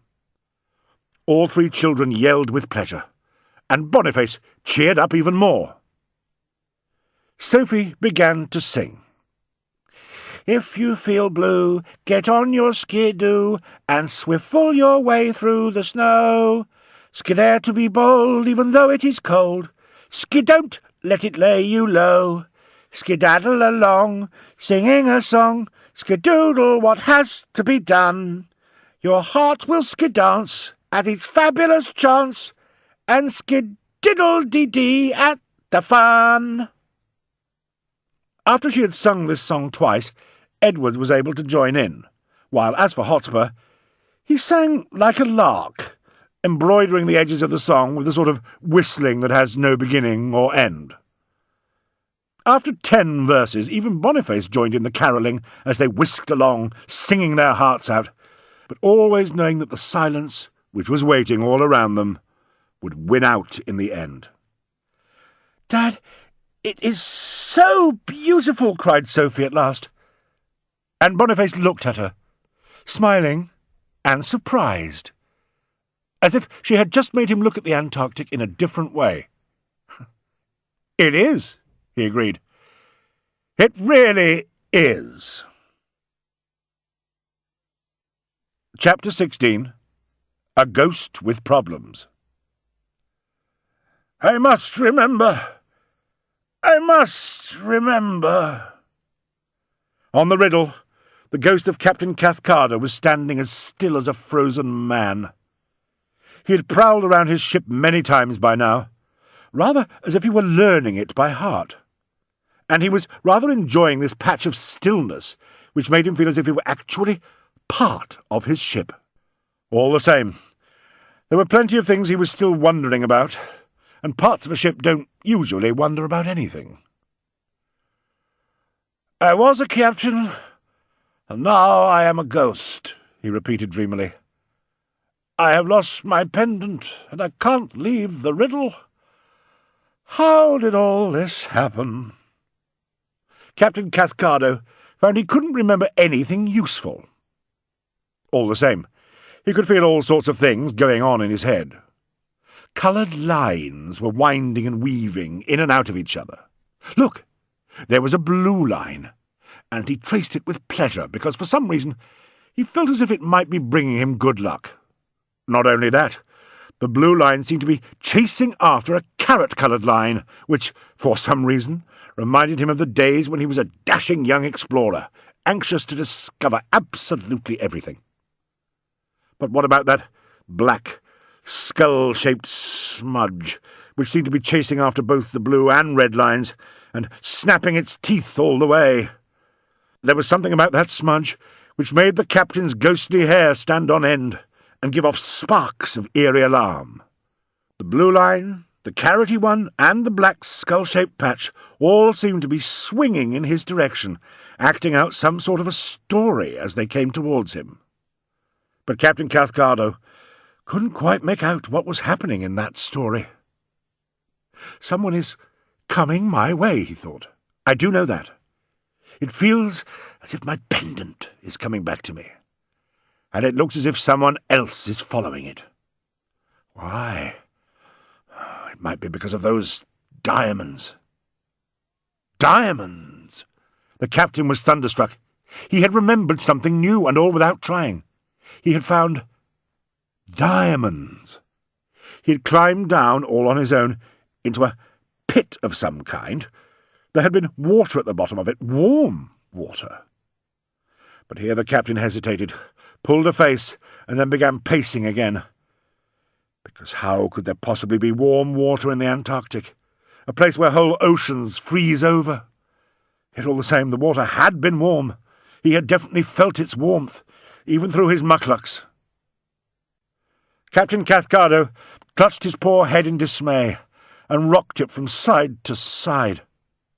To his horror, his whole head came off in his hands, and he had to concentrate on putting it back again, so that his eyes looked more or less straight ahead once more. But even while his head was still rocking between his hands, it was struggling to remember. You found diamonds, part of his melted memory told him. Hundreds of them, just lying around. Of course they hadn't been cut and polished and glittering like the diamonds in a jeweller's window. But they were true diamonds for all that. A fortune in diamonds.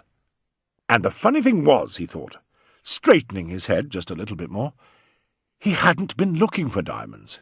He'd been looking for something else, something much more interesting than mere jewels.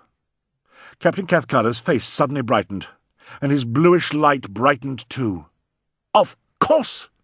He had been searching for meteorites. That had been part of his Antarctic research, though his old friend Escher Black had rather sneered at his meteorites. But dear old Escher, bless his heart, had been a sailor, not a scientist. Most meteorites are small, no bigger than walnuts. But Captain Cathcardo had actually seen this one falling, and it had been as big as a house. He found he could remember it quite clearly now, blazing down, down, down from outer space. For a dreadful moment, it had even seemed that meteorite might hit the Riddle. How terrified poor old Escher Black had been! Captain Cathcardo chuckled affectionately. But it had missed them by a mile or two, and had dived blazing into deep snow a little to the south. Aha! Of course! That explained the melted snow and the warm water. Everything is simple when you remember properly. That meteor tried to hide, but I found it, thought the captain triumphantly. I even walked on it while it was still warm. I took samples from it, I measured it, and I filled my pockets with the diamonds that were scattered over it. I brought most of them back to the Riddle, and after that— Now, what happened after that? Is that why I'm here, haunting this upper deck? And where is my good luck charm, my pendant? But then his ghostly presence glowed a little more brightly, standing there on the haunted ship, in the haunted cave. I'm sure that pendant is coming back to me, murmured Captain Cathcardo. I can feel someone carrying it in this direction. And once I have that pendant, I might be able to get away from this frozen old Riddle. I might be set free. In the meantime, I'll concentrate on remembering everything I possibly can. Where was I?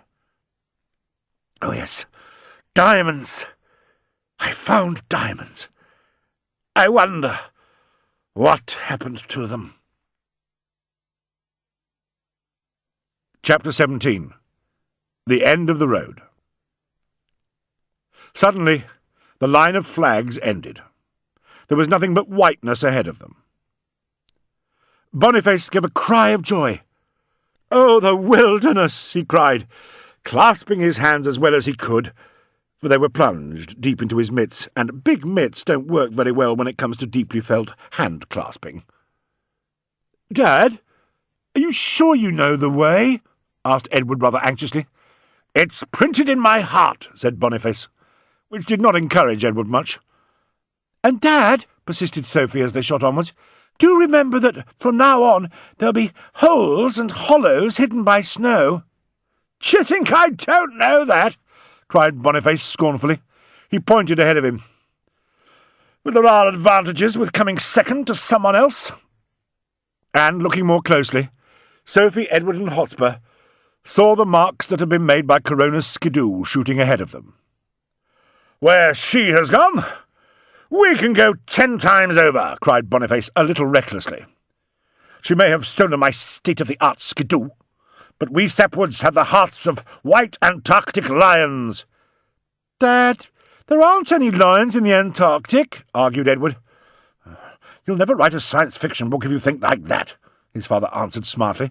"You have to imagine all sorts of possibilities." And Edward fell silent, thinking this over. "We'll have to stop soon," said Sophie. "Hotspur needs to have a run around and maybe a story too." "Well, evening is coming on," admitted Bonniface. "We will stop then." Sophie looked up into the clear blue sky. The sun, which had swung from the east to the north, was now edging towards the west, but it was nowhere near setting. It was strange to see a circling sun, rather than a rising and falling one. "I'm making for a snow house I know of," Bonniface explained. "When we were last in the Antarctic, Corona and I, together with a team of explorers, well-trained but not as good as we were, built a snow hut from blocks of ice, and that's where we'll take a break." "If it's still there," said Edward. "Of course it'll still be there," cried Bonniface. "Things last forever in the Antarctic. Oh, we'll probably have to dig it out, mind you. But we have plenty of spades on the trailer." There was no doubt about it, thought Sophie. Her father really was an explorer. She was beginning to feel rather tired, but he seemed as buoyant and bright as he had been at the beginning of the endless day.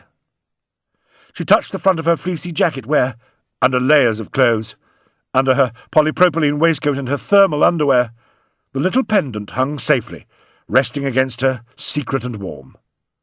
And as she thought about it, she felt her tiredness disappear. Remembering the pendant had given her new energy. They drove on and on into the white world, while the sun swung westward. At last they came over a slight slope to see before them, neatly parked beside what seemed to be a small white beehive, the state-of-the-art red skidoo. A little to the left, Corona, armed with a stainless steel shovel, was digging what looked like a ditch around the beehive.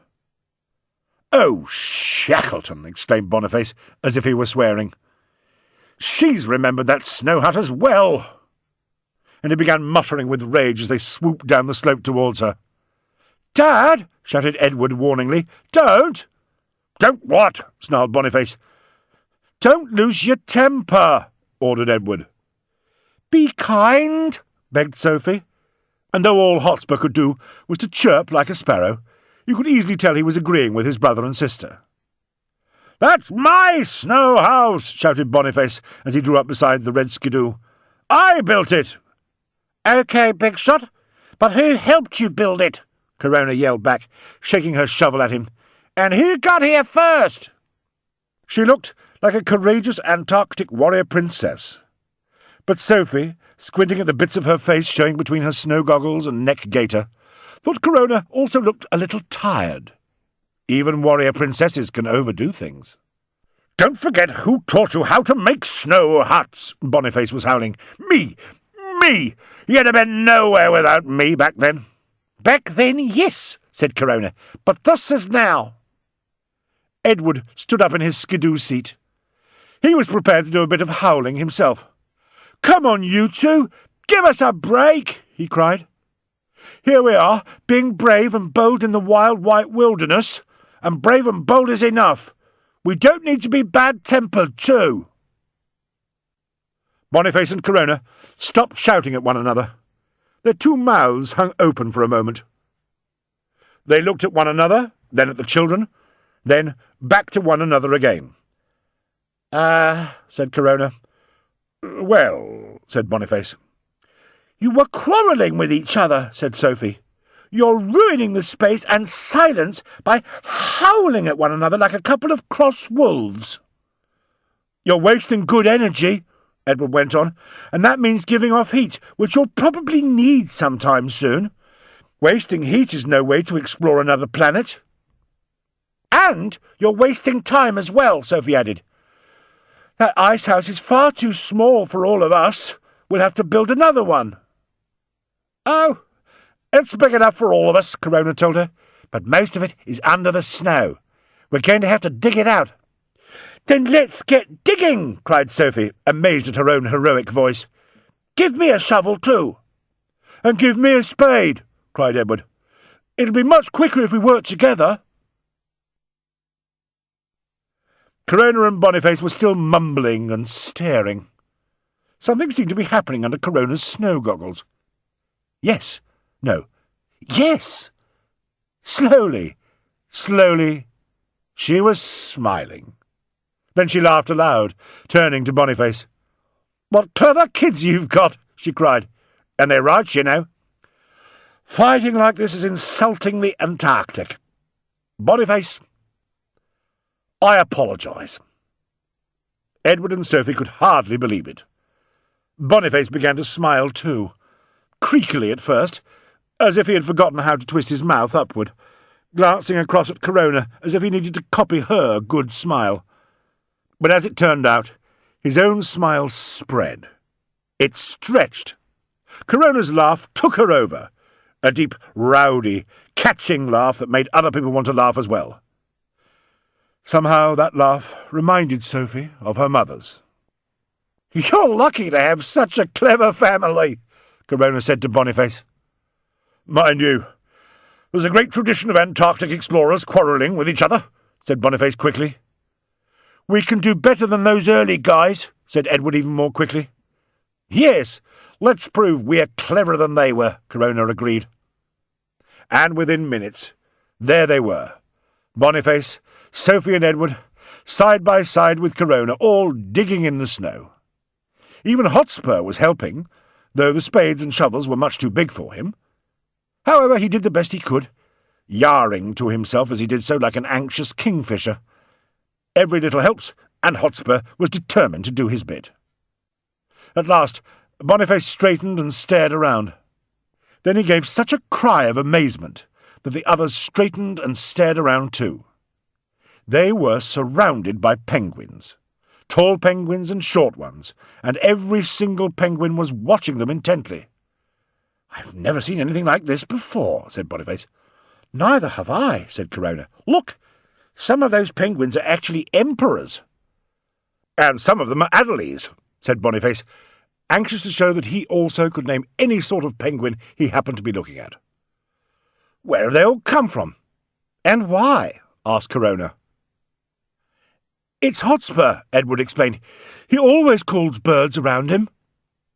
As they watched, the penguins pointed their beaks to the sky and began a noisy penguin conversation, all talking at the same time.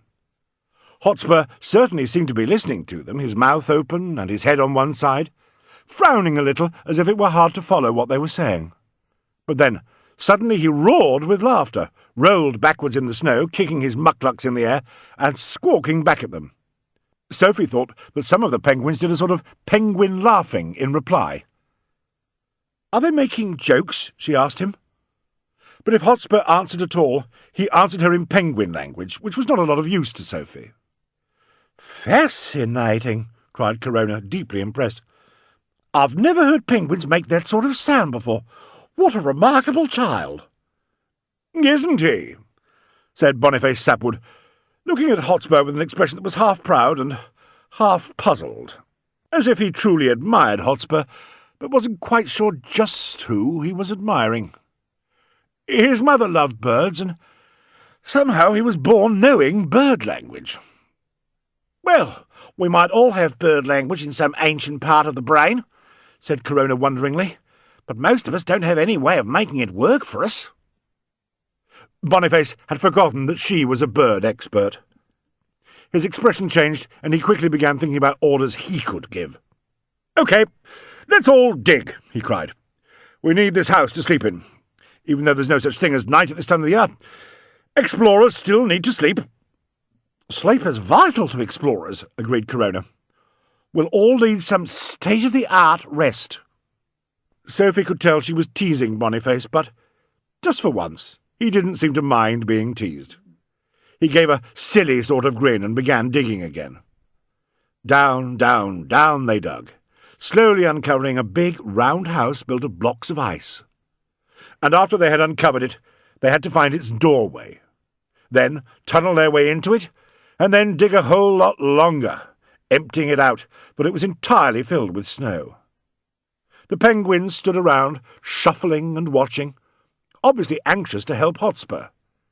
If he dropped his spade, penguins waddled forward to pick it up for him. A few of them even took it in turns to peck at the snow. Every little helps. "I think that'll do," said Bonniface at last, looking proudly at all the work they had done. "It will," agreed Corona. "Just as well. I'm really tired." As for the children, they were all too worn out to answer. Under the tarpaulins on their skidoo trailers, they found their narrow foam mattresses in green plastic covers, waterproof foam pillows and double-down sleeping bags rolled up tightly. "And now," said Corona, bending over yet another trailer carton, "now for dinner. I'm not only worn out, I'm starving. Let's light the primus and make a big pot of fish soup." "Are the penguins going to catch fish for us?"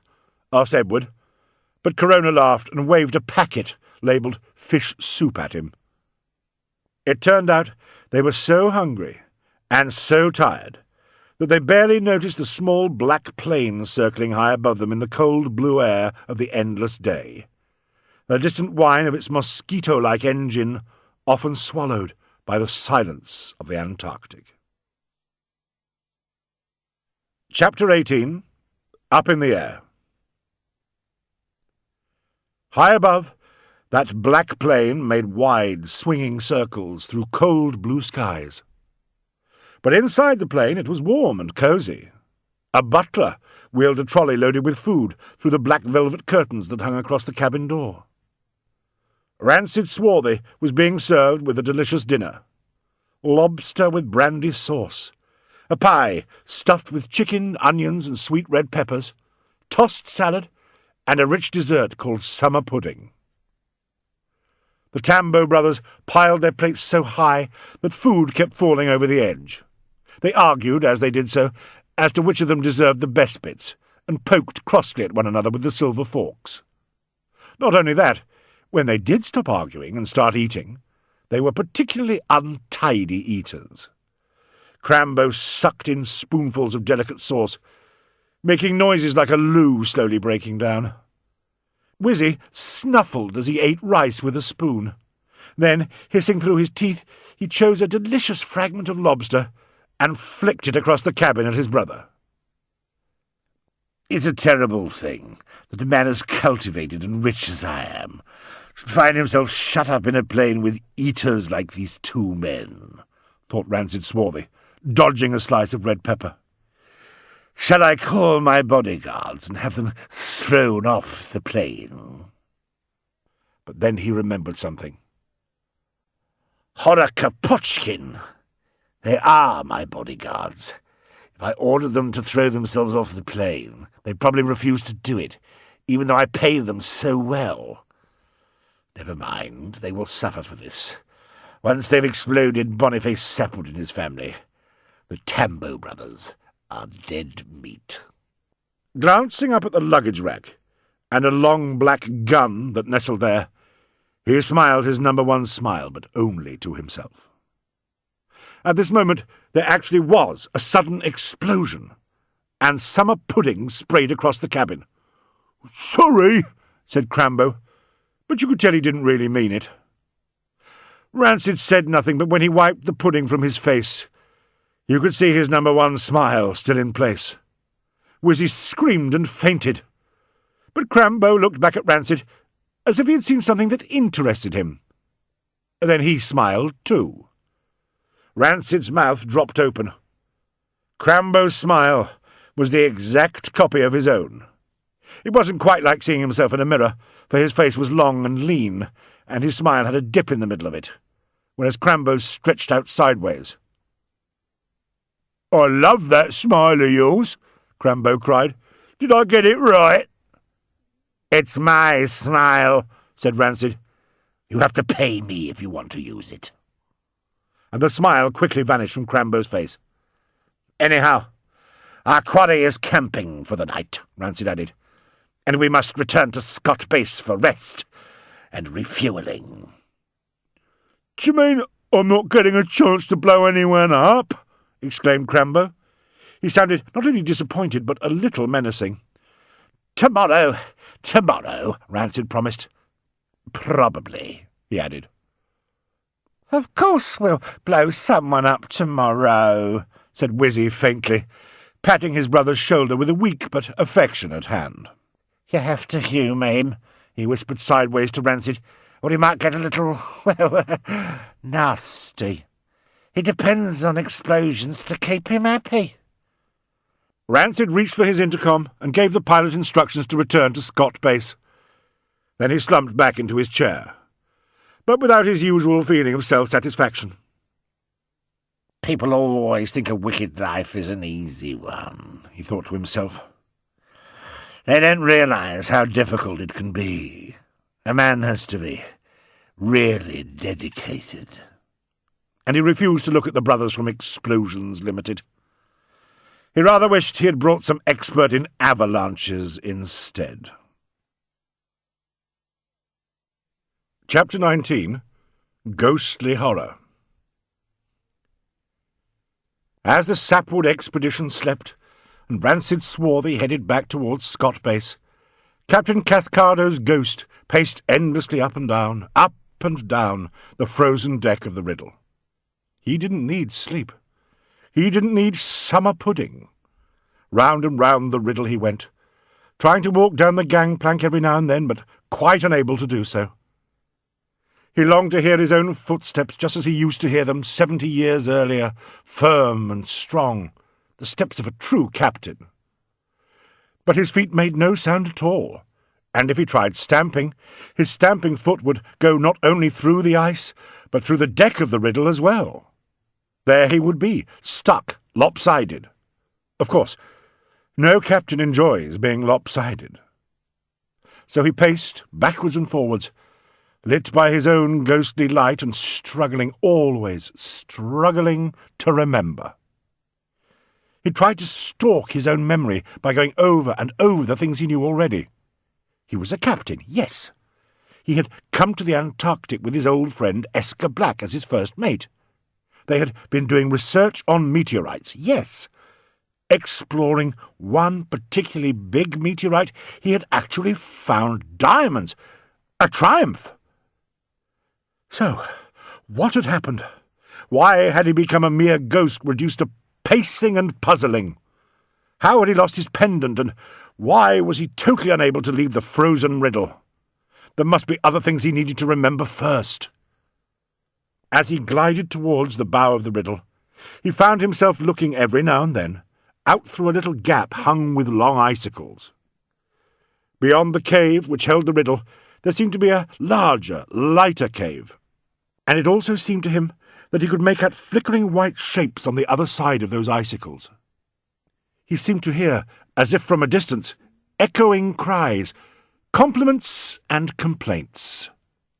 Ghosts, he thought vaguely. There's a cave full of ghosts out there. But I shouldn't be surprised. After all, I'm a ghost myself. But who would have thought that being a ghost would be so boring? Now then, Cathcardo, no self-pity. Just remember. His memory did its best. Meteors, maps, and even mucklucks rushed one after the other through his ghostly head, which was still slightly crooked, but he would try putting it perfectly straight in a minute. In the meantime, he remembered the way the icy edges of the land had trembled and seemed to shrink into themselves when the meteor struck. The Riddle had been tossed like a toy ship.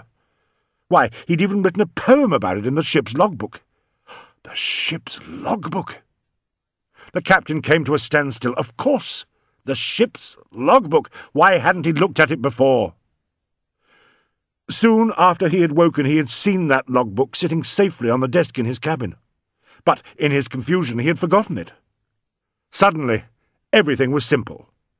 He'd go down to his cabin, read the logbook by his own blue glow, and every last detail about his fatal voyage would come back to him. Captain Cathcardo strode to the companionway as manfully as was possible for a gliding ghost. As he climbed down, darkness fled before him, driven off by his eerie blue light. He stepped through his cabin door as if it didn't exist, for by now he knew that he and the door were real in such totally different ways that they didn't interrupt one another. There was his bunk. There was his sea trunk. There was his captain's desk, and there, on that desk, sat the ship's logbook, just as he had seen it when he first woke up, bound and rebound in glassy ice. Soon he would be breaking that ice and turning the pages. Soon every detail of the fatal voyage would be his once more. But things didn't turn out that way, for Captain Cathcardo couldn't open his logbook. By now that logbook, like the cabin door, was real in such a different way from the captain that his scrabbling fingers went right through the ice, right through the cover, right through the pages. It seemed as if he would never be able to find out just what it was he most needed to remember. He stared around in vexation, and, as he did this, he found himself looking down, accidentally at first, into his own bunk, and not just at it. Something he had certainly not done when he had first risen out of it hours, and possibly days, earlier. It is hard for a ghost to feel terrified. They can be puzzled, irritated and lonely, and of course they frighten other people, but they are almost never afraid themselves. Yet now the captain, who had been such an adventurous captain all his days, one who had tackled snowstorms and walked on hot meteorites, felt himself melting with terror. His mitts actually began to dissolve in the cabin air.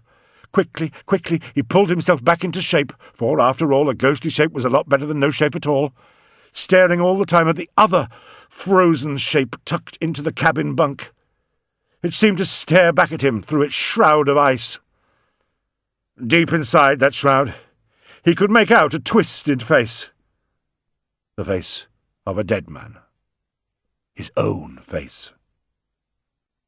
But that was not what terrified him. He already knew that he must be dead.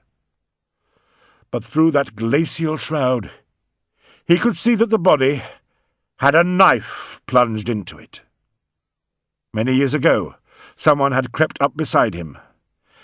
Many years ago, someone had stabbed him and left him dying in his bunk. The same someone, he was suddenly sure, had been after that box full of diamonds he had brought back after exploring the meteorite. And he knew beyond all doubt, who that someone must have been. For even though he could not see the knife clearly through the twisting layers of ice, he could see it well enough to recognize it. There was no doubt about it. That knife had belonged to his great friend, the first mate, Escher Black. And now he also remembered as if it were yesterday that Escher Black had been the only one to whom he had mentioned those diamonds. He had confided in Escher Black as if he were telling a happy joke, and during the night his friend must have crept up on him, stabbed him to death, and stolen the jewels. It was all a nasty shock, even for a ghost. Chapter 20. Penguins and Ghosts. Outside, above the snow hut, the sun swung itself in its great summer circle, but Bonniface, his 3 children, and Corona Wottley all slept deeply. Edward was the first one to wake. He looked at the others stretched on their plastic-covered foam-rubber mattresses, all in double-down sleeping bags of the most colourful and cosy designs. Bonniface had a red sleeping bag, Corona a blue one. Sophie's was a cheerful yellow, and Hotspur's was violet. As for Edward's own sleeping bag, it was a bright spring-leaf green. Feeling a little strange because, after all, he had slept overnight in his 2 layers of thermal underwear, Edward looked for his clothes. As he slid out of the sleeping bag, a huge dry cold came at him, like a ravenous dragon, so he didn't waste time worrying about washing, and after all there wasn't a bath or a shower for miles around. Instead, he scrambled hastily into layer after layer of clothes until he finally reached his survival jacket, his gloves, his mitts and mucklucks, and crawled for the door. He went down 3 steps and up 3 steps, almost as if he were tunnelling under the wall rather than simply going through it, and came out into a scene so white and crisp it was like crawling onto the surface of a newly iced cake. Blue above, and there, in the blueness, the bright button of the circling sun. White below, and white all around as far as the eye could see. But as Edward stared, enchanted, he saw that the white was not merely white. In places it sparkled and shone as if it were set with jewels. The slopes of distant mountains shone back at him as if they were acknowledging him to be every bit as wonderful as they were.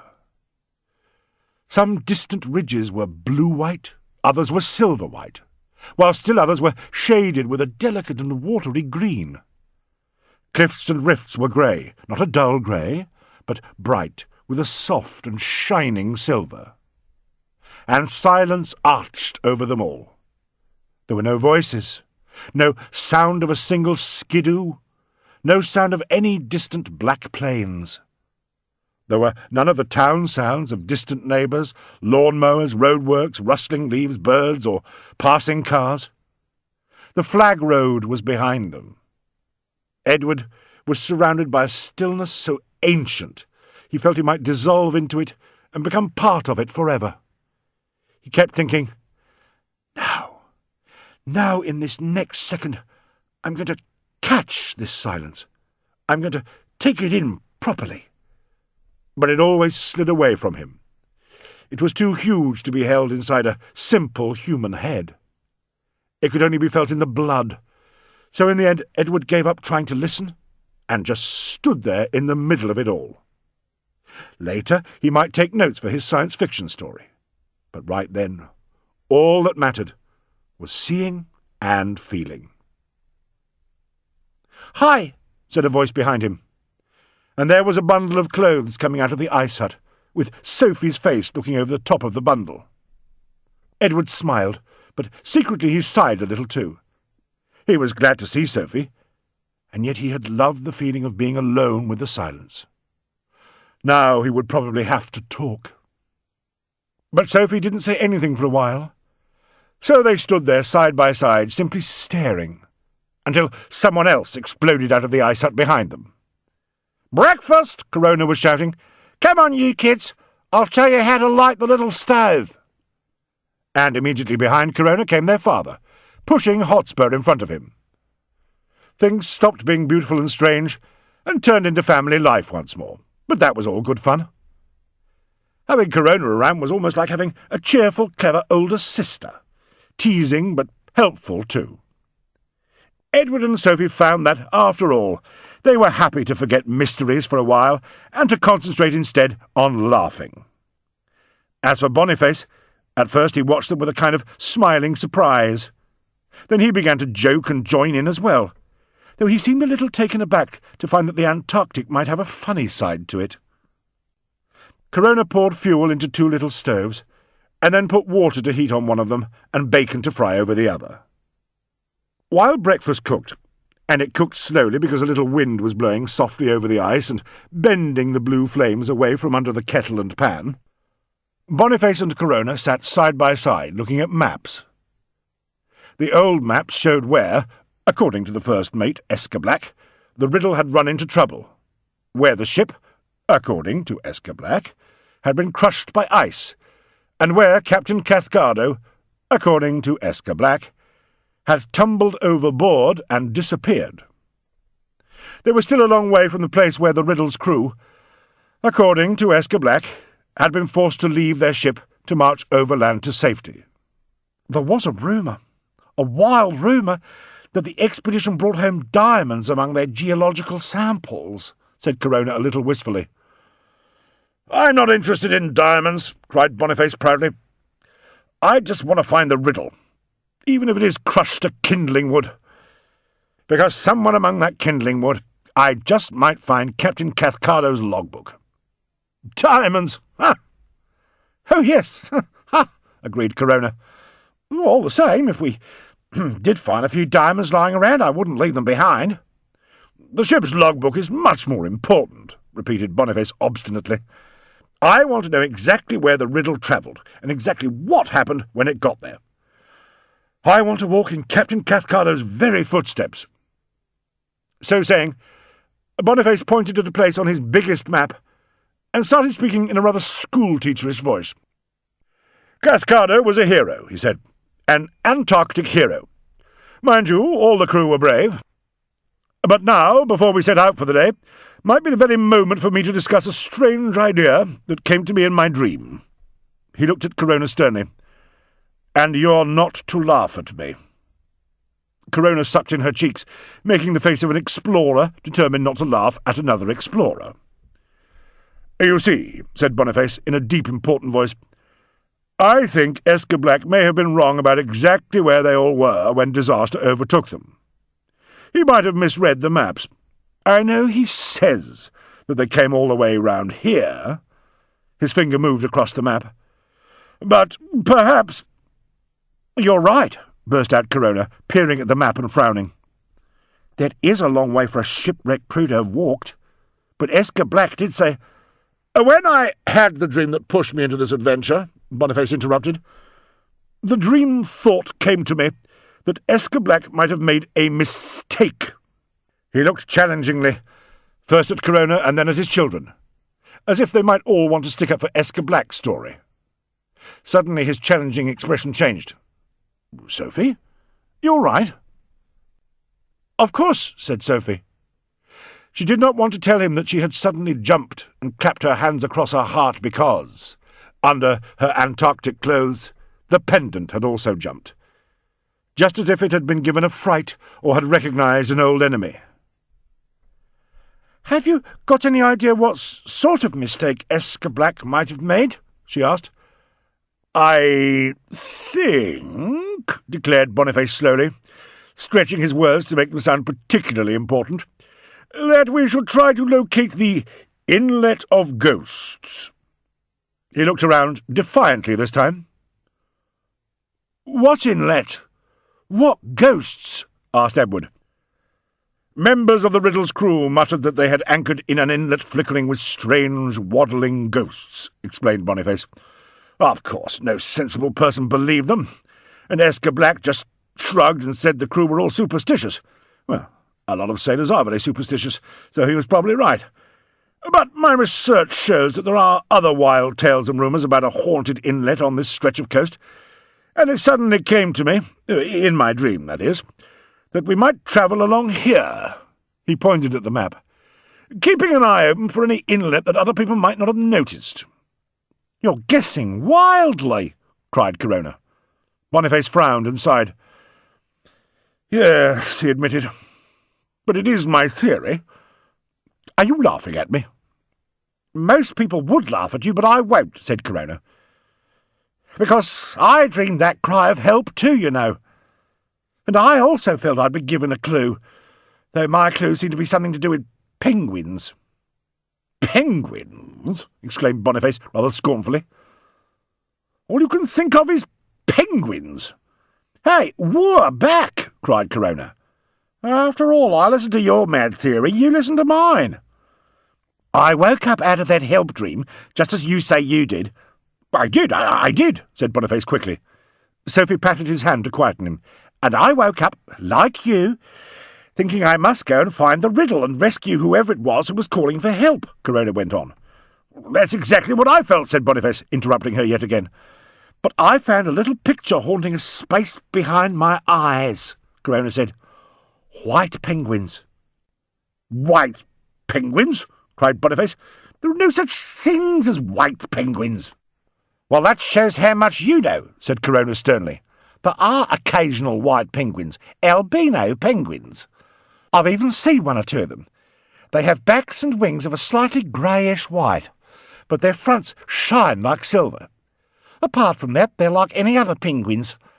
They nest and look after their eggs and so on, but there are also wild tales of a whole colony of albino penguins, rather like the tales you were mentioning about the Inlet of Ghosts. And not too far from where you were pointing either." Hotspur made a sudden penguin sound. He leapt to his feet and began to dance in the snow, as if he were trying to tell them something. But as usual, he was trying to tell them about it in some bird language, possibly penguin, so it wasn't much use. Boniface thought Hotspur might be frightened at the thought of ghostly white penguins, and put his arms around him to comfort him. "Nothing to worry about," he said reassuringly. "Don't be frightened. Even if we do see albino penguins, they'll just be ordinary penguins, not monsters or ghosts." Sophie's mouth fell open. "But they might be ghosts," she said. "Sophie, don't frighten Hotspur," said Boniface sternly. But Edward let out a shout of excitement. "She's right," he said. "Dad, you woke up thinking of ghosts, and Corona woke up thinking of albino penguins. But suppose, deep down, you were both thinking of the same thing." "Suppose those crew members who said they'd seen a lot of ghosts had actually seen albino penguins," cried Sophie. Hotspur now gave the cry of a triumphant penguin, probably an Adderley, though you couldn't tell if it was albino or not. Corona and Boniface stared at each other in amazement. At last Corona spoke. "Let's travel on, keeping an eye open for any mysterious forgotten inlets," she suggested. "And if we do see anything like a ghost or an albino penguin, we'll check it out." And in the end, that is what they did, singing so loudly as they skidooed along that they failed to hear a tiny throb high in the air above them. Someone was keeping an eye on them once more, and this time it was someone in a black helicopter. Chapter 21. Whoops! If you think you might need to land on a small patch of Antarctic ice or snow, a helicopter is more practical than a plane, even a ski plane. But helicopters are much noisier and much more cramped than planes. Of course, Rancid Swarthy had insisted on having a private cabin in his helicopter, but he found himself boxed into a space about the same size as a wardrobe, and knee-to-knee with Wizzy Tambo. As for Crambo Tambo, he was sitting with the pilot and had been unnaturally silent for the last hour or so. Rancid wondered if he had fallen out, and rather hoped so. His evil eyes flickered with pleasure at the thought of Crambo crashing helplessly on the frozen coast below. Then he frowned. Just how good was Wizzy when it came to explosions? Crambo had certainly seemed to be the real expert. Rancid gritted his teeth. Even the champagne had lost its fine bouquet. The edge of the Antarctic was unrolling below them, mostly white, but streaked with black rock and black stony beaches too.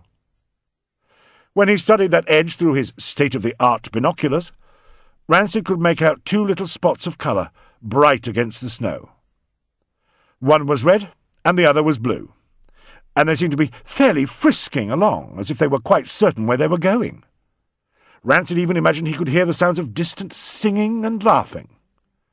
"Frisk away, laugh away," he muttered, jealous at the thought of other people, and not particularly rich people either, having a wonderful time. "We'll see who laughs last." At this moment, from just beyond the cabin door, there came the sound of a crackling bang, followed by a yell from the pilot. The whole helicopter rocked like an airborne cradle. "I shall have to take action against that brother of yours," hissed Rancid, dropping his binoculars and slapping the palm of one hand flat against the cabin wall, while he spilled valuable vintage champagne with the other. "He must be made to understand that a Swarthy Industries helicopter is the wrong place for explosions." "But he does love a good explosion," said Wizzy, with a sentimental smile. "Give him something to blow up, and he's happy as the day is long. And he's getting bored with snow, snow, snow." "I don't care whether he is bored or not. He mustn't blow up my helicopter," said Rancid. And absolutely, utterly not when I am in it. Speak to him.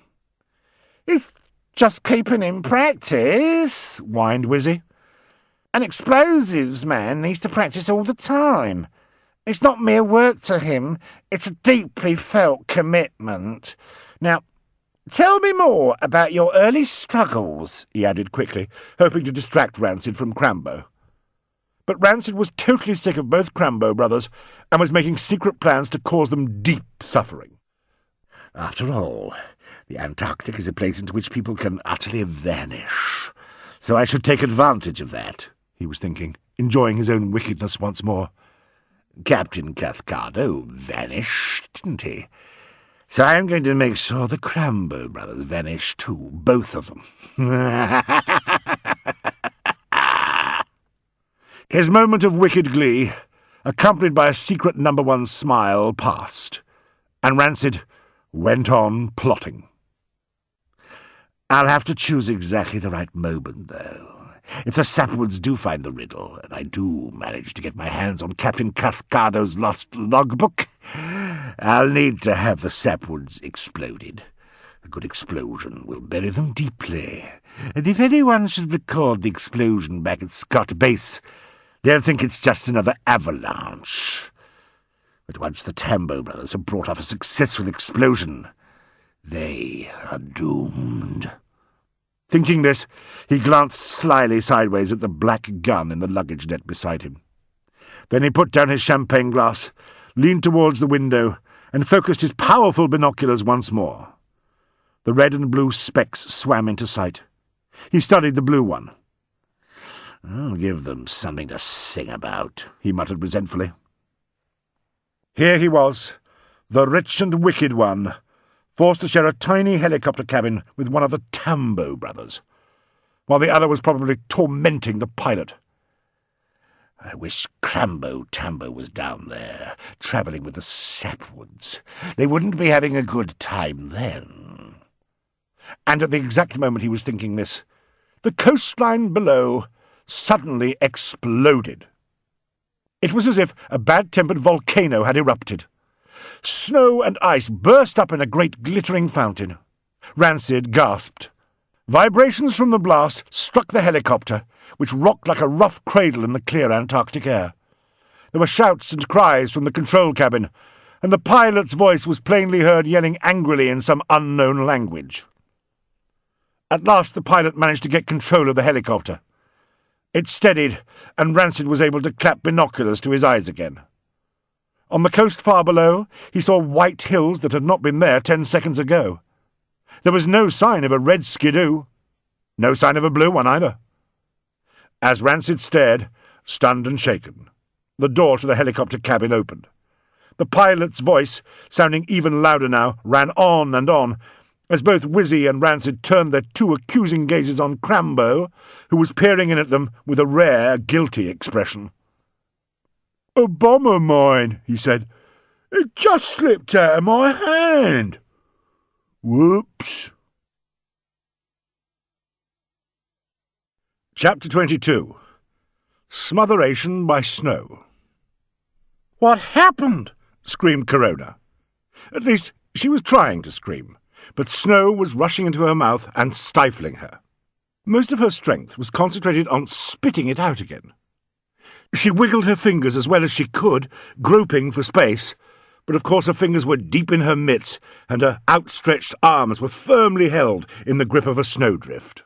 Only moments ago they had been frisking along the coast, singing and studying the white world around them very carefully, hoping to see some narrow little entrance that every other explorer had overlooked until now. They had all been feeling certain that they, the wonderful Corona Wottley, Bonniface Sapwood and family exploring team, were about to discover something that no one else had ever noticed before. The lost riddle and its logbook might soon be theirs. But then the very air around them had roared savagely, as if it were tearing itself in two. Corona had been whisked right off the blue skidoo, and then, well, she wasn't quite sure what had happened next. "Help!" she tried to shout, and like an echo in her mind came the cry of her dream, Help! Same word, different voice. Breathe, Corona commanded herself, struggling as snow pushed up her nose. With her nose full of snow, she had to open her mouth, and, of course, snow immediately rushed in once more, tingling every tooth in her head and pushing every last little bit of air out of her. I can't believe it, thought Corona incredulously. This is it. I'm going to die. But then another mitt flapped against her mitt. Curling fingers inside that mitt locked with Corona's fingers in her mitt. How wonderful fingers are, thought Corona, clinging on desperately. Someone was dragging, yanking, hauling, tugging. Inch by inch, Corona was being rescued. She came up out of the snow, with her snow goggles clamped crookedly across the bridge of her nose rather than her eyes. The hood of her survival jacket hung down heavily behind her, like a huge Santa Claus bag, but filled with snow, not presents. It's nearly Christmas, she thought in a curious, dreamy way, wondering about the strange, whooping sound that was filling her ears. What was that noise? Where was it coming from? Then she realized that she was making the noise as she gasped for air. Wonderful air! Gasping was all Corona had time to do. At last, the desperation left her lungs, and she was able to begin looking around her, and to ask herself just what had happened to them all. They had been zooming down a rather dangerous ridge, towards a beach covered in thick snow. Corona could remember that clearly. Now the centre of the beach, which had been flat and empty, was rounded up into white hills, and it was alive with penguins. Hundreds of Adderley penguins, and even a few grand and serious emperor penguins. Hotspur was in the middle of them, bouncing and bounding and calling out in what was probably a penguin language. But how could you truly tell about penguin language unless you were a penguin yourself? Corona certainly didn't know. And there, beside her, was Sophie. Sophie, who had dug with her mitts, then heaved and yanked and tugged, and finally pulled Corona out of the crushing snowdrift that had swallowed her. Sophie was digging yet again. Corona took another long, slow breath, stared up into the sky, and laughed with the relief of being able to do something as simple as breathing. And then she looked at the penguins again. They were hurrying to cluster around Sophie. They were trying to dig along with her, digging as well as they could with beaks and flippers. It wasn't easy for them, but they did their best. And, as Corona stared, a mitt thrust up through the snow and waved around hopefully. She leapt to her feet. What was she doing, laughing and breathing, when things were still so dangerous for her friends? She must use her newly won breath to help them. Corona grabbed the wrist below the mitted hand, while Sophie felt for the fingers. Working together, they heaved and hoisted. A piece of Edward shot out of the snow. An important piece, too. His head. Now it was Edward's turn to gasp and whoop, though the rest of him was still entirely buried. "Where's Bonniface? Where's Bonniface?" screamed Corona. "Oh, Bonniface, where are you?" Edward blinked and whooped and wagged his head from side to side. It is horrifying to realize, just as you are being given the chance to breathe again, that your father might have vanished forever, and that someone you met only yesterday loves your father dearly. Edward stared at Corona, and Sophie would have stared at her too, except that she was far too busy searching the snow for signs of Bonniface. A twitching muckluck, perhaps, or a wiggling fingertip sticking out of some newly formed hill. Yet even as she attempted so desperately to guess where her father might be, Sophie could feel the pendant responding to Corona's cry of fear. It shivered against her skin, as if it were just as frightened as Corona. Then she saw that the penguins had collected around a tumbled stretch of snow, and were bowing and pointing with their beaks at a certain spot. Hotspur gave a penguin cry of rejoicing. "There, there!" cried Sophie. But Corona was already diving into the heart of the penguin circle. This time it was her mitts that plunged down into the snow. This time it was Corona who struggled and strained, who gasped and groaned, tugging gallantly at something no one else could see. Sophie flung her arms around Corona's waist and pulled backwards as hard as she could. Edward's head could do nothing except shout desperately, "Pull! Pull! Pull!" By now, Corona was flattened down on the snow, with Sophie bending over her. Corona's arms were totally invisible. Her head was turned to one side, and she was struggling and straining with all her might. Then she lifted first her cheek, and, a second later, her whole head. Slowly, slowly, helped by Sophie's hauling, she inched upwards, raising her shoulders. Slowly, slowly, she struggled back onto her knees, tugging furiously the whole time.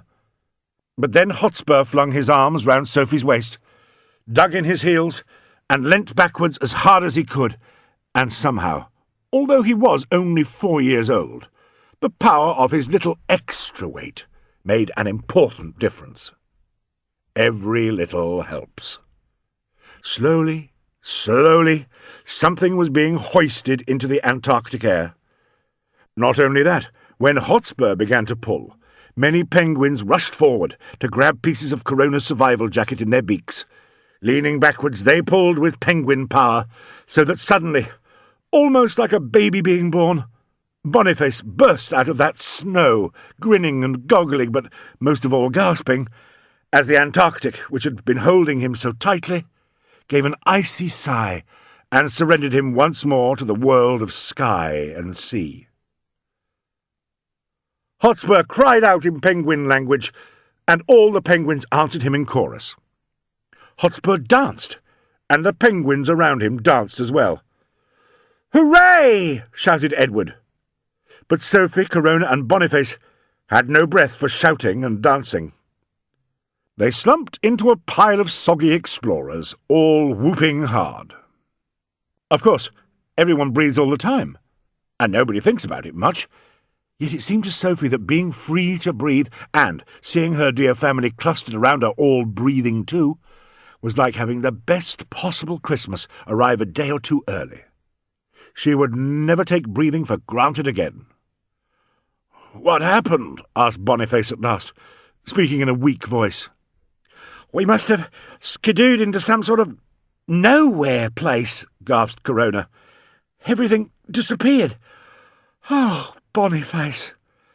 "Oh, Corona," gasped Boniface. His eyes slid left, then right. "Where's Edward?" "Where are the skidoos?" Edward inquired. Sophie looked around and saw that not too far away a fresh pile of snow was shivering and jittering as if it were trying to stop something escaping. But Boniface hadn't noticed that jittering snow. He was too busy staring in horror at Edward. "My poor boy! He's been beheaded!" he wailed. "No, no," cried Corona, leaping to Edward's side. "It's just that we looked for you before digging him out properly." "I could breathe," Edward pointed out. "You couldn't." At which, helped by many penguins, they all went to work excavating Edward. First they loosened him and freed his arms, and then they levered him back to the surface again. The Sapwood family stood there, covered in ice crystals and glittering like people from another planet. They were all very cold and needed hard work to warm themselves up again. "Did we fall into a hole?" asked Corona. "The ground seemed to vanish under us." "No, we flew up in the air," declared Edward, brushing crystals of snow from his sleeves and shoulders. "Flew up in the air? No way! A lot of snow came out of nowhere and tumbled down on top of us," declared Sophie. "Wasn't there a great bang?" "Did we go up and then down, or down and then up?" asked Corona again. "Everything seemed to happen at the same time as everything else." "The Antarctic is a mysterious place," said Boniface, trying to sound as if he were the only one who understood its mysteries. "A volcanic eruption, maybe." "We flew up in the air," repeated Edward obstinately. "And while I was turning upside down, I saw the whole coast breaking into pieces." "It just seemed like that," said Boniface, who didn't want Edward knowing more than he knew. "We must have been caught in some strange Antarctic accident. "Oh, they do happen," he ended, in his best explorer's voice. "But what about that black helicopter?" cried Sophie. Boniface looked up into the sky and saw the black helicopter was still throbbing and spinning. "Don't bother about stray helicopters," he said impatiently. "What we need is our skidoos. Begin digging." At first they all tunnelled with their mitted hands, beginning at a place to which the penguins seemed to be pointing, a place where the snow was definitely shuddering, and almost at once they found the pointed, state-of-the-art nose of Boniface's red skidoo, coughing and complaining to itself. Then the penguins screeched and pointed them towards yet another throbbing drift. Slowly, slowly, slowly, shivering, shaking, but working well together, and warming up as they worked, Corona and the Sapwoods excavated the red skidoo, then searched eagerly under the blue tarpaulin on the back to find their spades. With spades to help them, it did not take very long to dig out the blue skidoo, although it was hidden rather deeper in the snow than the red one had been. "What did happen to us?" Sophie whispered to Edward. It really bothered her that no one seemed to be sure. "Well, I think that helicopter dropped a bomb on us," said Edward. Boniface overheard this. "Edward," he exclaimed, "this is what happens to a boy who writes science fiction stories. Your ideas get twisted. Bomb, indeed. That helicopter up there is a black one, which means it belongs to Swarthy Industries, and they're on our side. Remember? They told the Scott-based authorities that we would have every assistance, which is why we got that state-of-the-art red skidoo. No more fantasy. Let's pull ourselves together and get on with the next thing. After all, you and I, well, all of us together, are the heartbeat of a great adventure. A true one, too." "Oh, Boniface," said Corona, "just as I start to think you're an old-fashioned fuddy-duddy, you say something that makes everything come alive again. You're right. We are the heartbeat of a great adventure. Let's start singing." "Right," said Boniface. "But before the singing begins, there's one thing I want to say." He looked at his children proudly. "You kids have been wonderful," he said. "So brave, so capable. It makes me think every explorer should bring his children with him when he sets out on a voyage of discovery. I'm proud of you. All three of you," he declared, patting Hotspur's little hood. "And we're proud of you, Dad," said Edward quickly.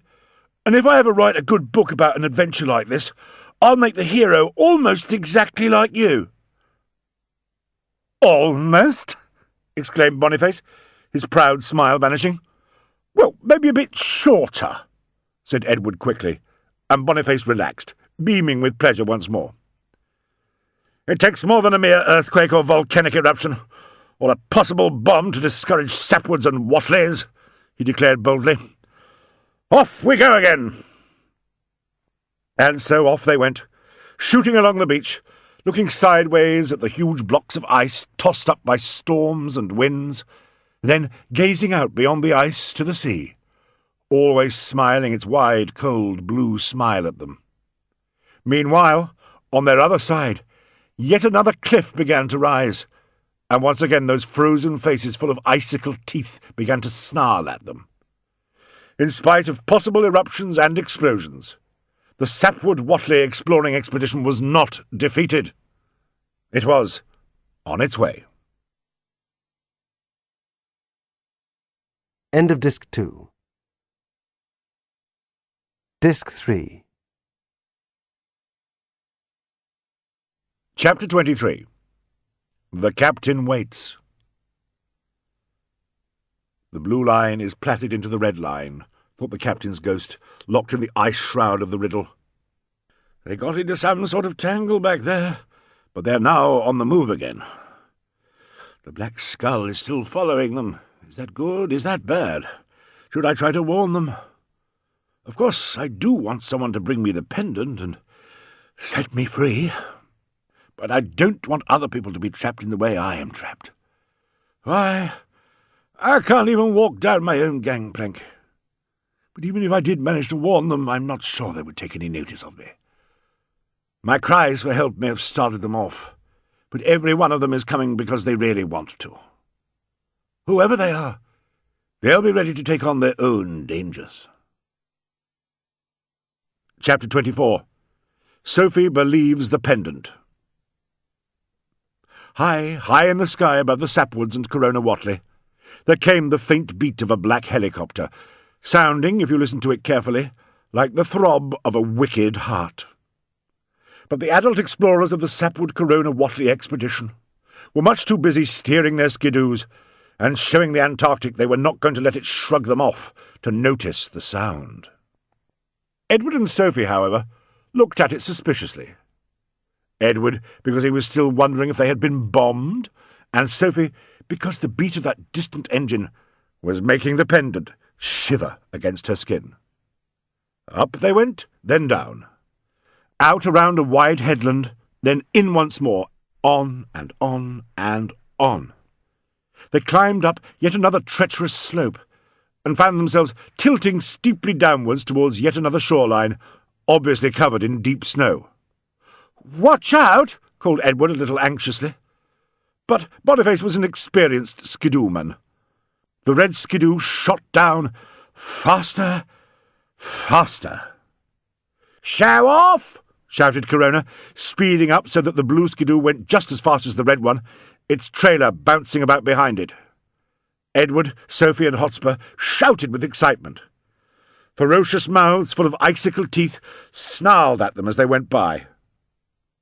They shot out grandly onto that long beach, which looked so pure and simple, so perfect and untouched, that Sophie felt suddenly sorry that they were going to change it all by shooting across it and ploughing it up with the tracks of 2 skidoos and their trailers. But while she was still thinking this, something happened that made her forget the snow, the song, and the skidoos, made her forget everything but the pendant tucked secretly against her skin.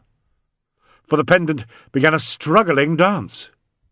Even her thermal underwear, her shirts, jerseys, and jackets could not stop it from dancing.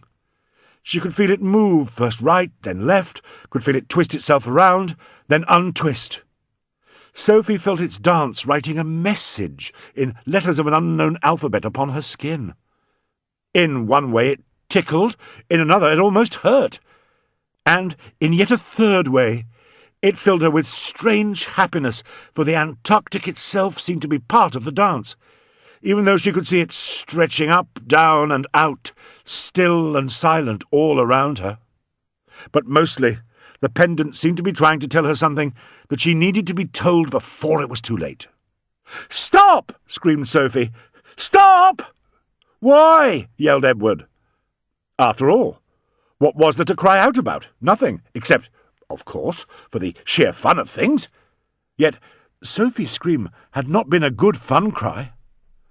"I'll stop once we're over the next ridge," Bonniface shouted back over his shoulder. "We'll have a bit of a breather and a cup of tea." "No! Now! Stop now!" Sophie screamed again. "Later will be too late." "In a minute," Corona promised her, shouting too. But Sophie unbuckled her seatbelt and sprang to her feet. Then, without a moment's hesitation, she leapt off the trailer of the blue skidoo, aiming herself as well as she could for what looked like a deep drift of soft snow. The 2 skidoos shot onwards for a few yards, almost banging into one another, then stopped untidily. And as Sophie, struggling and flapping like a confused penguin, managed to sit herself up again, she saw her father leaping out of the red skidoo, racing back towards her, waving his ice axe and wearing an expression she had never seen on his face before. For Bonniface, the bravest of all Antarctic explorers, was frightened. And he was frightened for her. "Sophie! Sophie!" he was shouting in panic. "I'm okay," she called, tottering to her feet. Anyone could see she was well and strong, even if she was a bit wobbly. So by the time Boniface reached her, he had changed from being worried to being angry. The change from frightened to furious took him less than a second. "How dare you jump out of the skidoo!" he shouted. "How dare you disobey orders! That's the Antarctic out there! You can't fool around with it!" "What a mad thing to do!" said Edward, struggling up behind Boniface. "Mad but brave," added Corona, coming up last of all with Hotspur in her arms. Sorry, said Sophie. But I had to. You were going to go right past it. Past what? Asked Bonniface, first staring out to sea, then at the snarling mouths in the steep cliff face, and even down a few snarling throats. Past the inlet we're looking for. At least, I think so, said Sophie. You think so? Said Edward indignantly. You think so? He didn't want Sophie getting ideas before he did. Besides, her leap from the skidoo had terrified him. Boniface, Edward and Corona stood side by side, looking at Sophie, looking at each other, then studying the ice face once more. There it was, plain and simple, reflecting snow, sky and sea, and shimmering with blue and silver. Somewhere directly under their mucklucks, deep under ice and snow, Sophie thought she could hear the sea gurgling, just as if it were urging her on. "All right, then. Just where is this inlet of yours?" asked Boniface at last, speaking in a particularly sarcastic voice.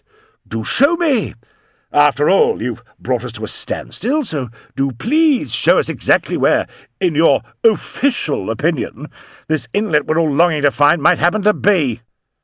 Because I confess, I can't see a sign of it." He turned his head from left to right and then back again. "Any inlets? No, not one. Oh dear, perhaps my goggles are reflecting the light in a funny way, but—" "Sophie, there isn't an inlet," said Edward. "There must be," declared Sophie. "There has to be. The pendant danced." "What do you mean, the pendant danced?" asked Corona. "What pendant?" Sophie hesitated. The pendant was so much her own by now, she felt rather shy about pulling it out into the open air. All the same, she scrabbled under several collars, found the bootlace string it hung from, then pulled it over her head and swung it in front of her father. Boniface's mouth dropped open. "Where did you find that?" he asked. "I thought it was lost forever." "What is it?" asked Corona and Edward in chorus, and Hotspur gave a small squawk like a penguin asking a question. "I was tidying the big drawer of the upstairs chest," said Sophie to Boniface. "I found this right at the back of the drawer, and I liked it. I thought it would be all right if I had it. No one had worn it or worried about it for years and years." "It was one of the first Antarctic things I ever bought," said Boniface. "I was a boy, a mere child, when I went to my first Antarctic New Year auction. It was just after Christmas, of course, and I had Christmas money. I couldn't afford a sledge or a skidoo back then, but I picked through a box of oddments and found that pendant." Then he stopped, looking a bit sheepish, and scratched the hood of his survival jacket just as if it had been the top of his head. "Where did it come from?" asked Corona rather sternly. "Well, actually, the story was that a member of Cathcardo's crew had brought it back with him," admitted Bonniface, looking around him. "That first mate of his, Escher Black, or so I was told. But I didn't believe it. People make up all sorts of things when they're trying to sell you something. Anyhow, I bid for it and bought it, and then, since it was precious, I hid it somewhere safe, but I forgot where I'd hidden it. I haven't seen it since I was a boy." "As we came whizzing down the slope, this pendant danced," said Sophie. "It went hot and cold. It twisted and turned and spelled out something on my skin. It was really, truly trying to tell me something." Boniface looked out to sea once more, then forwards along the wide band of snow winding in under them. At last he looked at the cliff again. It snarled at him with its many mouths. He just didn't know what to think, and when Boniface didn't know what to think, he often lost his temper. "A dancing pendant doesn't mean anything," he cried. "Can't mean anything, and anyone can see anyone with eyes, that is. There is no inlet here." Saying this, he took a mighty swing and struck the ice cliff with his ice axe. There was a strange tinkling, sharp and fierce, yet somehow musical too. The whole ice cliff shattered like a great mirror. Shards of ice shot out around them, as if the Antarctic were bombarding them with spears.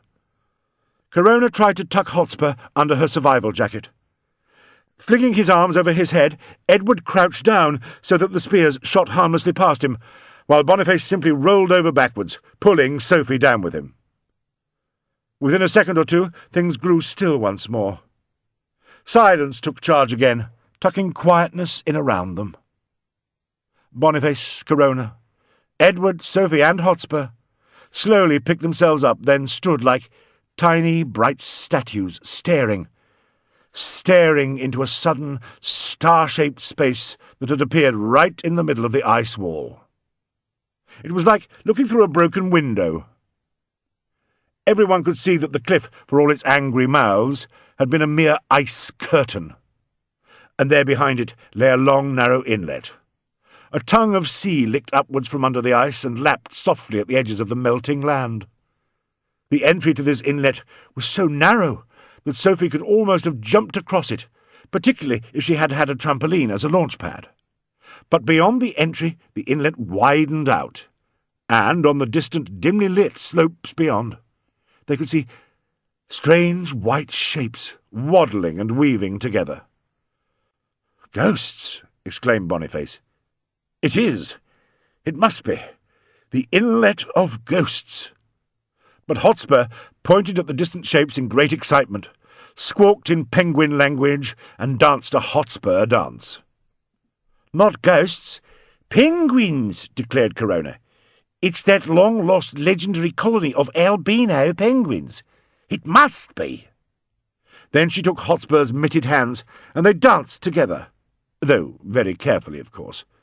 You have to be careful dancing in mucklucks, or you strain your upper leg muscles. Meanwhile, the pendant, back around Sophie's neck, jigged on the end of its string, as if it had wanted to join in the fun. And then at last, all its messages given for the moment, it hung still. Chapter 25. Who Goes Next? "I never dreamed," Boniface began. He looked over at Sophie. "I'm sorry, Sophie," he said, in a rare, humble voice. "It just goes to show that, however much a man like me knows, he never quite knows everything." "That's the most beautiful thing I've ever heard you say," cried Corona, staring through the star-shaped break in the ice cliff. "Oh, Boniface, shall we explore?" "But we'll have to break a bit more ice," cried Edward. "Let's do it!" And he grabbed the ice axe which Boniface had let fall, and leapt at the cliff as if he were attacking an alien monster on Planet X. Once again the sharp, glassy tinkle of breaking ice mixed into the gurgle and gush of the sea to make a peculiar Antarctic music. Within minutes, Edward's darting and diving and cracking and crashing had turned the star into a wide doorway through which they could easily stroll. "Bring torches!" commanded Boniface quickly. "Got them? Now listen, everybody. This could be dangerous, so watch me carefully." For though he was in a humble mood, he certainly did not want anyone sliding on ahead of him. But all Antarctic explorers like to be the first ones to set foot anywhere. The inlet, it turned out, was really more of a long, dim cave than an inlet. Once inside it, they all pushed up their snow goggles and found themselves wrapped in a silvery twilight. Walls of ice curved up over them, but did not quite meet at the top, so that a serpent of sky, a friendly thread of blue, was reflected in a twin serpent of sea. These blue serpents, the high one and the low one, kept them twisty company as they wound their way past penguin nests made of black stones. Penguin pairs guarded these nests, and, in the distance, lines of white penguins, which did indeed look like parades of ghosts, waddled to the edges where the ice gave up and the sea began. Clustering together, they stared cautiously into the water, shuffling and shifting, until some brave penguin dived in. When this happened, all the other penguins leaned forward, watching anxiously in case a leopard seal or some other penguin-eater should grab the brave one. Then, when they were sure it was safe, the remaining penguins dived and disappeared. "There must be a way out under the ice and rocks to the open sea," said Corona. "Nesting penguins need to fill themselves with fish. Mind you, it must be restful for these particular birds to be in the shadow of the cave. Albino creatures don't like bright light." The penguins did not take a great deal of notice of the explorers until Hotspur spoke out. But when he did, every penguin turned its head to stare at him, and those penguins that were not sitting on precious eggs began to waddle along beside the Sapwood party, escorting them through the inlet. "It's a true Antarctic welcome," said Corona. "Just think, we'd never have found our way in if it hadn't been for Sophie. And look at the respect these penguins feel for Hotspur. Boniface, you are 10 times lucky to have such talented children." "I know," said Boniface, "though I didn't realise until this particular morning just how particularly lucky I was." He hesitated, looking around him. "Don't think I'm complaining. And of course it is fascinating to have found this place and these penguins, but—" Corona laughed. "I know what you're going to say," she declared, "because I've been thinking it too. Something's missing, isn't it?" And Corona, Edward and Sophie all cried together, "Where's the riddle?" Hotspur, however, made a penguin noise, and immediately a whole chorus of penguin noises erupted from beside them and from the very head of the inlet too. Narrowing his eyes, Boniface peered into the silvery twilight. There, ahead of them, several penguins seemed to be clustering around something and pointing their beaks at it, though none of the explorers could make out exactly what was being pointed at. Before anyone could stop him, Hotspur raced away, sliding over the ice towards those pointing penguins, all of whom spread their flippers in welcome, while letting out cries of welcome. It was over in a moment. The pointing penguins stopped pointing and stood back. Hotspur ran past them and simply disappeared. And at last, Sophie found she could make out a dark opening low in the wall at the end of the cave. As the penguins cried out again, she found she could hear, that they could all hear, a chorus of echoes. There must be space on the other side of that opening, and from somewhere inside that space they could hear Hotspur shouting with wonder. "It'll be safer if I go first," Boniface said to Corona in rather a begging voice.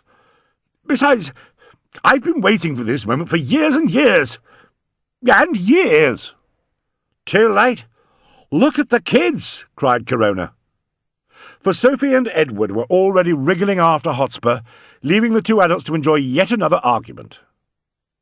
Corona looked around. The penguins were all watching them, but she did not care. She laughed, and flinging her arms around Boniface, gave him a hug and a great big kiss. "You next, you poor old thing," she said. "I don't care. There's plenty of room. Let's go side by side," whispered Boniface. Chapter 26. The Riddle at Last. Sophie could hardly believe it. She had slipped out into a cathedral of ice. There was no longer any serpent of sky winding above them or reflecting in the sea below. Indeed, there was no longer any sea. All the same, light was seeping into this cathedral through a maze of chinks and cracks and invisible tunnels in the high roof above them. As she stood there beside Edward and Hotspur, they were all transformed from ordinary Antarctic explorers into blue ghosts, trembling with wonder. And there before them was a great glittering shape. Sophie stared at it frowning, for she found she was recognizing it without really knowing what it was. It seemed like something carved by the Antarctic itself, an ice ship, with masts of ice and sails of ice. A railed gangplank, swollen with ice, climbed from cave floor to ship deck, part of the ship and part of the cave as well. "It's the riddle," whispered Edward. It must be. "The Riddle," agreed Sophie. For as Edward spoke that name, the pendant was growing warm against her skin. It seemed to know it was coming home. There was a push and a heave behind them, followed almost at once by a heave and a push. Corona and Bonniface slid in side by side, squeezing in as one explorer. As one explorer, they leapt to their feet.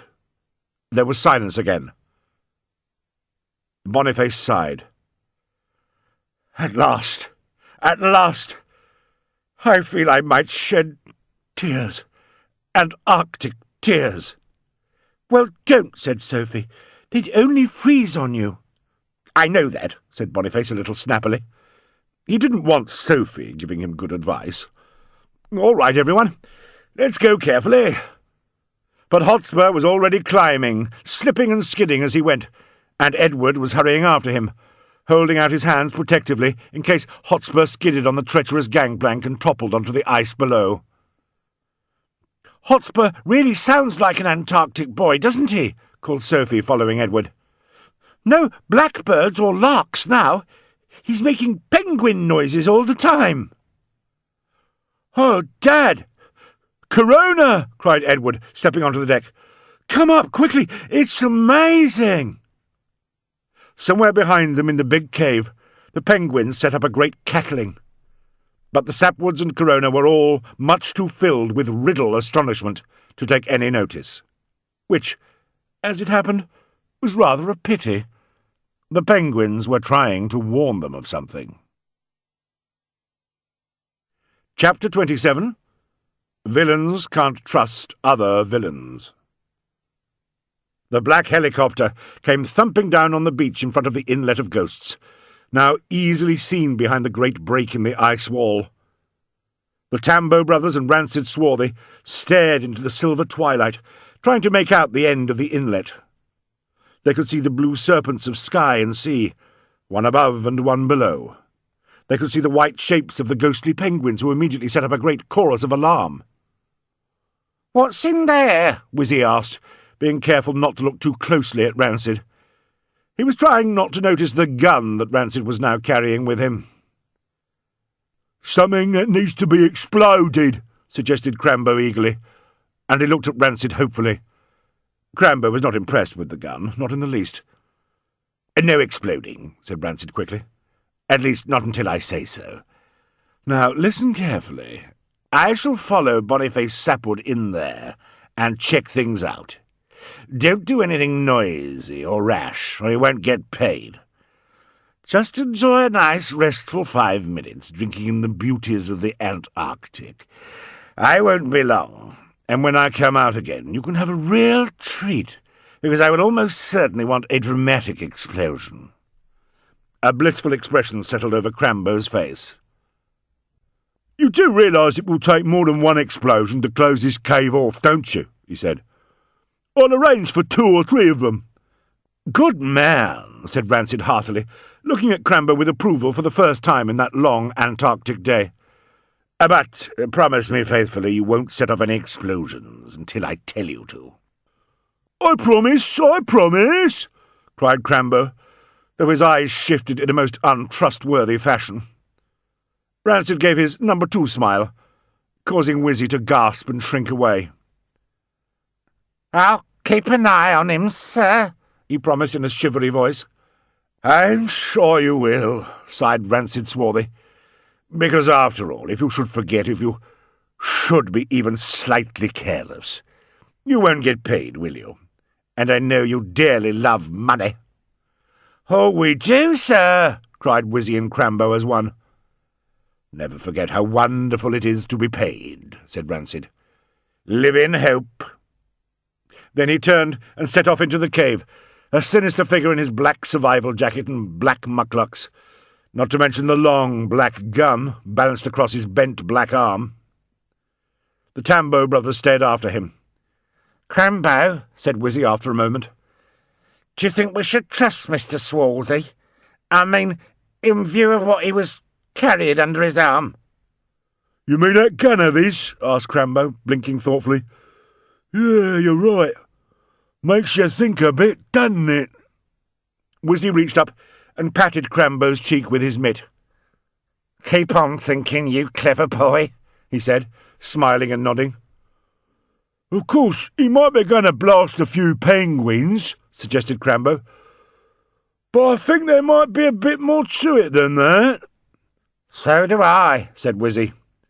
"And the thing is, if he shoots the explorers and then we blow up this cave so that it vanishes from all human knowledge, well then, we're witnesses, aren't we? Can we be sure he won't?" Wizzy paused. "Shoot us," finished Crambo. They looked at each other. "He just might," said Wizzy at last. "So I think we ought to start off by booby-trapping the helicopter.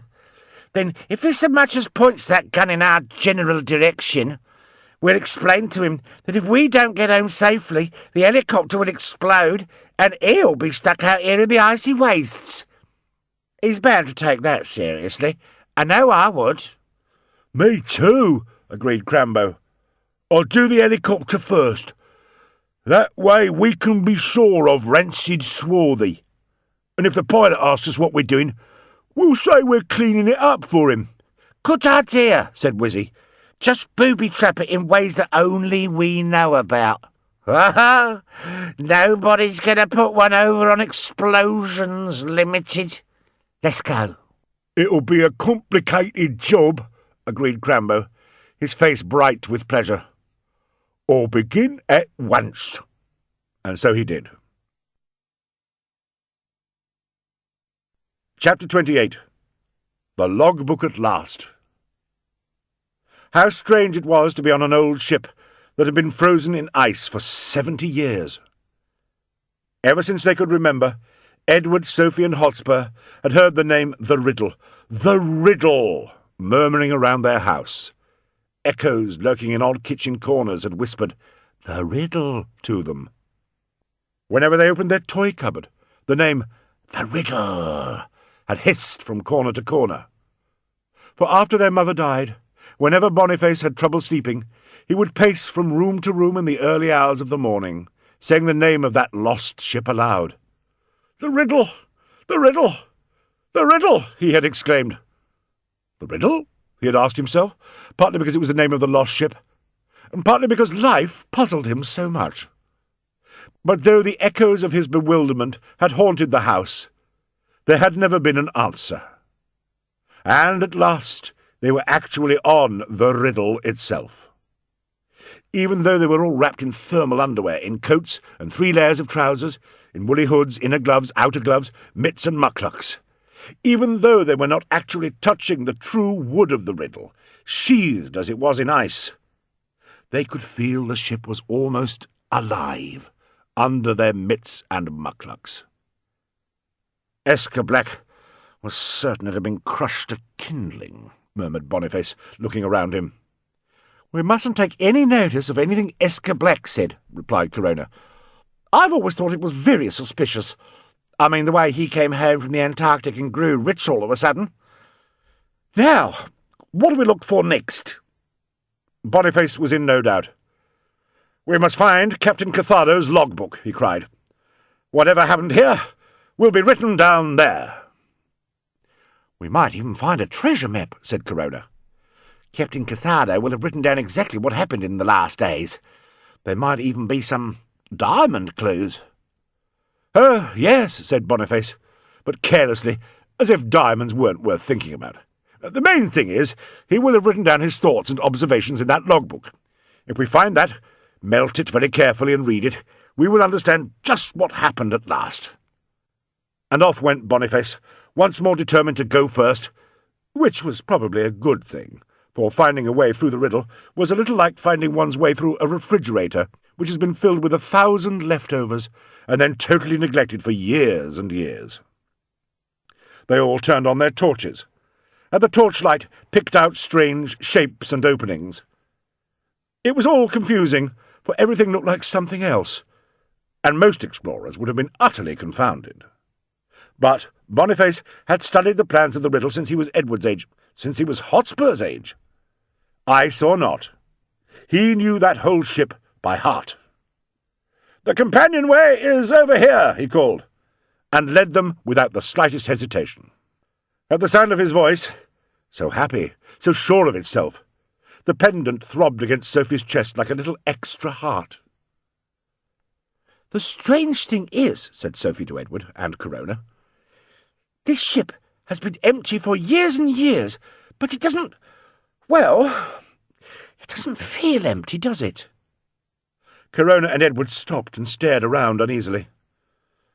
"I know what you mean, but it is empty," said Edward. "It must be." "Perhaps there are penguins hiding in corners," suggested Corona. "Come on!" called Boniface impatiently from a little way ahead. They moved off after him. "It can't be penguins," muttered Sophie, "because Hotspur always calls out to penguins, and they come when he calls. It's something else." "The penguins back there in the big cave are certainly making a row," said Corona, half turning her head. "Anyone would think they were trying to warn us about something." "Faster! Can't you go faster?" cried Boniface impatiently. "We'll go down here." So down they all went, following Boniface down the companionway, which was so iced up they had to kick ice away to make room for their mucklucks. And slowly but surely they did find a way. First Boniface, with Hotspur clinging to his back, then Edward, and then Corona, who every now and then helped Sophie, who came last of all. She still had the strangest feeling that someone was watching them, that someone had been watching them from the very first moment they had slipped in from the outside cave, that someone had watched them slithering and swaying up the gangplank, and was still there, listening to everything they had to say. This strange someone was not in any particular corner or cabin, but somehow all over the ship. It was someone who could be up or down, here or there, at one and the same time. "At last! The captain's cabin!" cried Boniface, flashing his torch up and down, then touching a surface that looked like thick, cloudy glass. But if you peered into that glass, it was possible to make out solid old oak somewhere in the heart of it. Boniface tried to open the door. It would not open. He leant against it. It still would not open. He pushed his shoulder against it. "Let me help," said Corona, and they pushed together. The door stayed shut. They pushed and heaved. Boniface, now filled with violent enthusiasm, made everyone stand back while he flung himself against that door over and over again. But he bounced off uselessly, probably bruising himself in spite of all his layers of padded clothes. Then Edward and Sophie put down their torches and joined in. All four of them pushed and heaved and bounced together. The door still refused to open. Then Hotspur moved towards the door, looking a little scared because what with the thrusting, heaving, pushing, and bouncing, it did seem he might be squashed or trodden on. "Get that boy out of here!" yelled Boniface, who wasn't so much afraid of treading on Hotspur as on Hotspur spoiling the rhythm of the heaving and bouncing. However, Hotspur was too quick for him, and before anyone could stop him, he joined in. Every little helps. Hotspur's 4-year-old heaving and bouncing might not have been much in itself, but it made a difference. Even in the darkness, Edward could see a web of silver cracks running through the ice as it splintered away. At last, the door inched open. Squeezing into the captain's cabin was like trying to cram into an icebox. Boniface's torchlight fell on the foot of a bunk bed, then swept onto a desk. And there on the desk was what looked like a thick parcel of ice. It had been there for many years, and each year the Antarctic had wrapped it around with yet another layer of ice. Boniface took a breath, bent over it, shone the torch on it, peered into it. He could just make out letters swimming like distant golden fish in deep water. They wavered and twisted, but Boniface stared so sharply, so narrowly, they could not confuse him. "Logbook," said the golden words. "I've found it!" he cried. And in spite of the danger, tears really did stand out in his eyes. Don't cry, you'll freeze," shouted Corona. And she was right. Boniface's top eyelashes froze to the bottom ones. He could not even wink or blink. "Turn the torch on his face," cried Sophie. And, fortunately, Corona took this good advice. It was a powerful torch, and the light it gave off was enough to melt Boniface's frozen tears, so that she was able to mop them away quickly. "We'll take it back to Scott Base, melt the ice and read it," said Edward, staring at his father standing there with the Riddle logbook in his hand, and remembering how the Riddle and its many mysteries had haunted them for as long as he could remember. "I'm holding it," cried Boniface. "Holding Captain Cathcardo's logbook at last! And I owe it to all of us, to Corona and—" He looked at his children in the dark cabin. "To my kids, even Hotspur." The moment was so exciting, the cold was so ferocious, that none of them had noticed that the ship beyond them was full of noises, full of cracking and grumbling. Then, suddenly, everything around them transformed. The light of a torch far more powerful than their own torches fell on them, while the open doorway of the cabin darkened, and not because the door had closed. "Ah, good evening, all," said a new voice, a horrid voice, "if it can be said to be evening when, somewhere outside, the sun is still high in the sky." They all spun around. Though they were blinded by that torchlight, they knew someone was staring in at them. Someone in a black survival jacket with a black hood above and black mucklucks below. This darkly dressed man was even darker than the still air of the frozen Riddle. And the gun he was pointing at them was black too.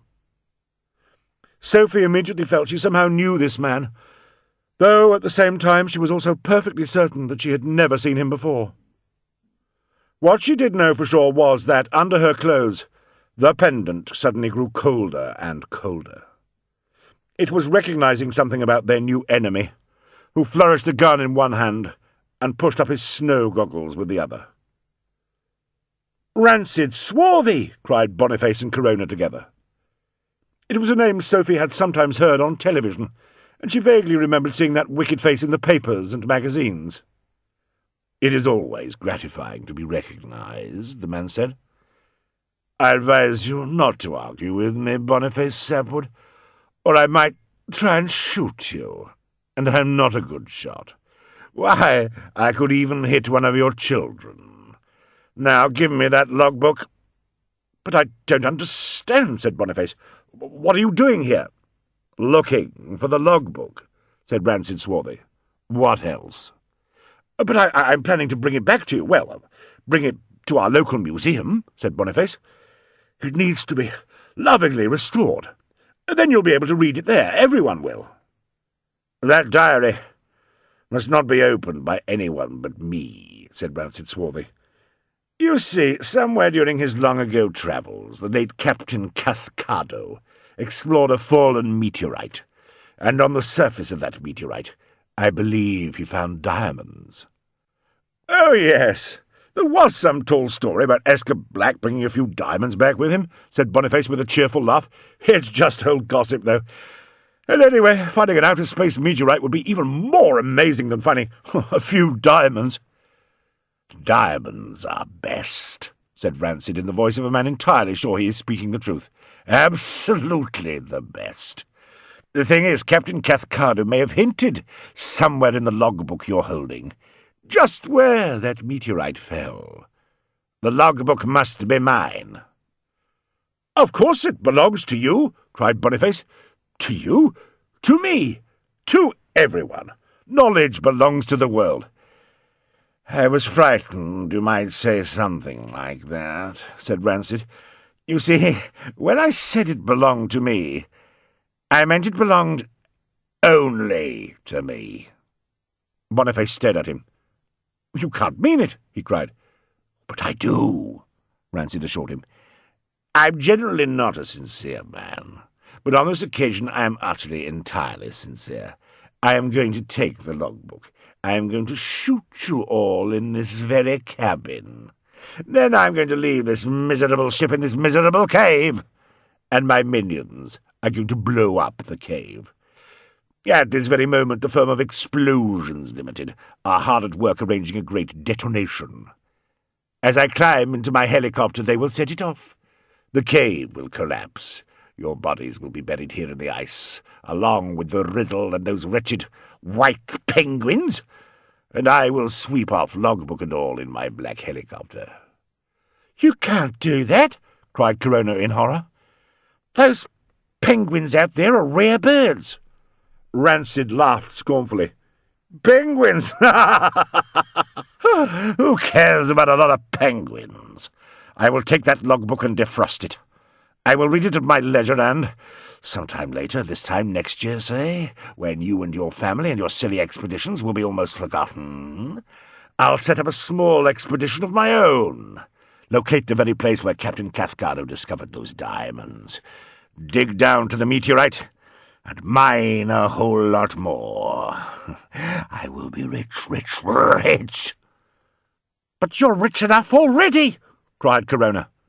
"I am rich," agreed Rancid, "but not rich enough. It isn't possible to be rich enough." As he said this, Sophie, listening in horror, became aware of something very peculiar happening just beyond Rancid Swarthy. Smoke began rising and twisting just over his left shoulder, and it seemed this smoke was trying to take on a definite shape, trying to be something or someone. "Now, pass me that logbook, and I will see to it you die quickly," Rancid said. "You won't feel a thing, but if you hesitate, it will be the worse for all of you. Even the littlest one will feel the power of my anger." The smoke was forming a face with a curious blue shine to it. Once again, Sophie felt she already knew that face well. She shot a sideways glance at Edward. He was certainly looking at Rancid, but she could not tell if his horrified expression was because of the gun or the twisting blue face. Hotspur, however, piped and pointed. "Tell that ridiculous child to shut up," hissed Rancid. But there's someone behind you," stammered Sophie. Someone blue." "My dear, there's no way I'm going to fall for an old trick like that," said Rancid. "You think I will snatch a glance over my shoulder, and that you will have a chance to dash the gun from my hand? But I am not to be taken in by such tricks. Give me that logbook immediately." With every passing second, the face was becoming more and more visible, and by now Sophie knew exactly who it was. So did Bonniface and Corona, but being grown up they couldn't believe in it as easily as Sophie, Edward, and Hotspur could. "It can't be," Bonniface began. "Oh, but it is!" cried the face at Rancid's shoulder. It sounded like a huge echo. It sounded like wind blowing down one of the dry valleys. At the same time, it sounded like something never heard by human ears. It was not shouting. It was not even particularly loud. Yet somehow it filled every little space in the whole of the riddle. It rang off icy surfaces, seen and unseen. It echoed in the cabin and up the companionway, and then came back at them from all directions. Rancid gave a convulsive leap, and, even though there was so little space to spin in, he managed to spin around in the cabin doorway. The blue face smiled at him, a smile much more terrible than anything he could smile himself.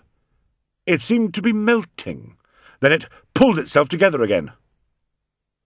"Oh, it's my old friend and murderer, Escher Black," said the voice, and the name rang through the riddle. "Escher Black, Black, Black." "Captain Cathcardo!" screamed Rancid. "You traitor," said the face. "You killed me. You stole my crew. You stole my diamonds." "It wasn't me," screamed Rancid. "Escher Black was my grandfather. I never got on with him. It wasn't my fault. I'm not in the least like Escher Black. I was pretending just now. I'm really very nice." "You look just like Escher Black," said Captain Cathcardo. "But that doesn't matter. You think like Escher Black, and that does matter." Rancid fired his gun. He fired it over and over again, yelling all the time. "I'm not Escher Black!" Bang! I'm much, much cleverer than Escher Black. Bang. He was a mere thief, an uneducated thief. Bang. I am an executive. Bang. I rule a business empire. Bang. Kings and presidents ring me up and send me birthday cards. Bang. But none of the shots made any difference to the ghost of Captain Cathcardo, and at last Rancid had to let the useless gun drop to his side. Quick as a wink, Edward leapt in to snatch it from Rancid Swarthy's clumsy mitts. "Catch!" he shouted, tossing it to Boniface. But Boniface's fingers were locked around the logbook. He could not let it go. He was frozen to it. It was Corona who pulled the gun out of the air. As for Rancid Swarthy, he had barely noticed his gun being snatched away. He was far too busy flinging himself at the ghost, pummelling it with his black-gloved hands. The ghost moved, but not to protect itself.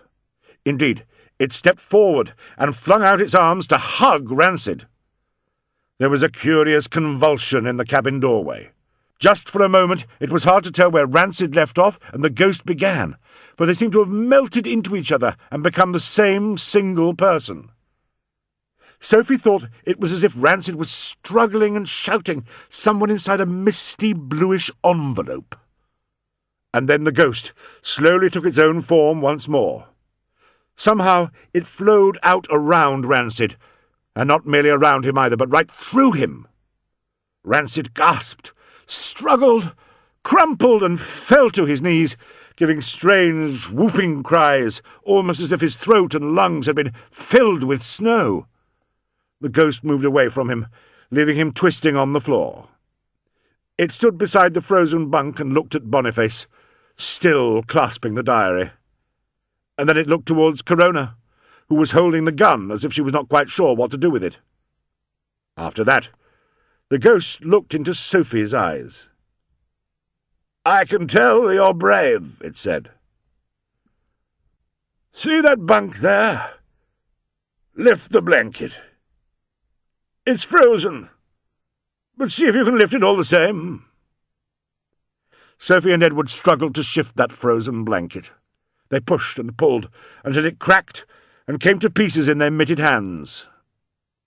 Under that shattered blanket lay a figure, its open eyes peering up at them through a shroud of ice. Its face was shrunken and withered, but there was no doubt that they were looking at the body of Captain Cathcardo himself. Rancid Swarthy yelled and writhed in the doorway, but nobody took any notice of him. "Escher Black killed me," Captain Cathcardo said. "I thought he was my friend. I was so excited I told him about the meteorite and showed him the diamonds. So he stabbed me with his knife and stole the diamonds. I think he even wrenched my good luck pendant from around my neck. I seem to remember him waving it in front of my dying eyes, laughing as he did so. I don't know for sure what happened after that. I suppose he sailed the ship into this inlet, told the crew some story and led them away. You may be able to tell me the end of my own story. And I do hope that, now you are here, I might be set free at last. Free to go on to the next thing." "Help! Help!" screamed Rancid. "What's happened? Where has the world gone?" "It's still around you," Sophie assured him. "No, it isn't," he yelled back. "The world's gone. Gone! Where did all this blue mist come from?" "Why haven't you gone on to the next thing before this?" Edward asked Captain Cathcardo. "I once read that ghosts couldn't cross running water, but nearly all the water here is frozen." "I think I needed my pendant. It was virtually part of me," the ghost explained. "And perhaps I needed to haunt my logbook." It smiled at Boniface. "Now I know that the right person has found it. I might be free to go." "Take me with you!" screamed Rancid, who was still gasping and whooping and wailing and waving wildly on the floor behind them. I'll scrape off some of the diamonds from my bedroom ceiling and give them to you. I promise I will." "I don't need diamonds," began Bonniface. "I want to know." He looked at Captain Cathcardo again. "I just want to know." "I understand," said the ghost. "I was like that too, once upon a time." "Will you really be able to go on to the next thing?" Sophie asked curiously. "What is the next thing?" "That's what I'm hoping to find out," the captain replied. Sophie unzipped her first jacket so she could pull her scarf free. She unwrapped her scarf so she could get at her first collar. "Sophie!" cried Corona. "Don't! You'll freeze!" But Sophie had already unzipped her second layer and was feeling quickly under her fourth and fifth layers. She ducked her head as she lifted the cord of the pendant over her head. "Is this yours?" she asked. Captain Cathcardo gave a cry of happiness. "It is mine!" he cried. He took it from her. "It was stolen from me, but it is mine. See, I can't hold anything else, but I can hold this." The pendant swung safely from his gloved fingers. Corona, in a particularly motherly way, was hastening to wrap Sophie's scarf back around her throat, to pull up her neck gaiter, to zip up her second layer, and then to zip up her first. Meanwhile, Rancid had somehow staggered to his feet. "Help me!" he was shouting as he toppled to the right, toppled to the left, and then fell over again. His black muclucs kicked at the air. "Why am I going in all directions at once?" he screamed. "Let's climb out onto the deck," suggested Captain Cathcardo. "I thought you were going on to the next thing," said Edward. "Another 5 minutes won't hurt me," said Captain Cathcardo, moving towards the door. Rancid howled with apprehension, and rightly so, for the ghost walked through him for the second time. "I fancy one last look at the ice," said the captain, making for the companionway. They all followed him, stepping past Rancid, Boniface hugging the diary, Corona hoisting Hotspur onto one shoulder and carrying the gun over the other, Edward scooping up Rancid's powerful torch as he wriggled by, and Sophie, who came last of all, managing to jump right across him, cleverly avoiding his frantic kicking. "We'll come back and get you," she promised, "because, after all, you have to be kind even to someone nasty, or it means you're being nasty yourself. Try to relax." "Wait for me! Wait!" howled Rancid, so desperate by now that he actually did manage to come tumbling after them, crashing against first one frozen wall and then against the other. Sophie couldn't help feeling sorry for him, in spite of his wickedness. Desperately he climbed up after them, crashing and tumbling over the deck. And then, as the Sapwoods and Corona slipped and slid down the gangplank, grasping the rail all the way, Rancid somersaulted over that rail, crashing onto the ice below. "Help me!" he howled yet again. "We can't just leave him," said Sophie reluctantly. And when they stood on level ground once more, Boniface helped his flapping, flopping enemy to his feet. "Lean on me," he suggested, and Rancid did lean on him, which was very uncomfortable. Light seemed to flare up around them. It was a dim light, but to anyone emerging from the depths of the riddle it was almost dazzling. They all squeezed back through the little gap connecting the two caves, to see, once again, those blue serpents of sea and sky, and the ghostly white penguins. In the distance, through the big hole that Boniface and Edward had broken in the ice wall not so very long ago, they could see sunlight. And, black against that brightness, stood an unexpected figure. Someone, it seemed, was waiting there, peering in at them anxiously. Beyond this figure, they could also make out part of a black helicopter. "Take me home!" howled Rancid. "Take me home!" And letting go of Boniface's shoulder, he stumbled ahead of them towards the helicopter. "Let's be careful," Corona hissed sideways to Boniface. "Remember that smile. He's treacherous, through and through. He might have guns on that helicopter." "You don't have to worry," said the ghost. "I altered all that as I went through him. I didn't know I could do such things, but I found I could. I mean, he's doing his best to be treacherous right now, but his wickedness will never work again. It must be very upsetting for him. Anyone can see how he depends on it." As they watched, Rancid sprang in his lopsided way towards the mouth of the cave, and the man waiting there rushed to meet him. But Rancid sent him sprawling and blundered past, making for the waiting helicopter. The sprawling man, a short, weedy little fellow, picked himself up and ran frantically after him. "No, wait! Sir, wait!" he was howling. "Just hang on a bit. Crambo's still on board." He tripped over, but leapt to his feet once more, shouting all the time. "Crambo hasn't finished well, that is to say, we can't blow up the cave just yet, sir. We can't take off. There's no pilot on board." "I'll fly it myself," Rancid shrieked over his shoulder. "I've had lessons." Climbing the helicopter steps, he dived through its door and vanished from sight. "Wait, sir!" the short man cried over and over again, bounding wildly after Rancid. "You don't know what Crambo's been up to!" The helicopter was already throbbing and shaking. The short man leapt up the steps and vanished too. Then the steps fell backwards onto the snow, and the helicopter lifted into the blue and gold of the endless day of the Antarctic summer. They watched it grow smaller and smaller as it wobbled wildly off into the north. The Sapwoods, Corona, and the ghost wound their way through flocks of white penguins, taking care not to stand on any nests. As they came to the mouth of the cave, they were astonished to find a stranger sitting on a rock and staring out after the helicopter with a stunned expression. "They left me behind," he said. "I can't work out what's going on. Me, I'm from Scott Base.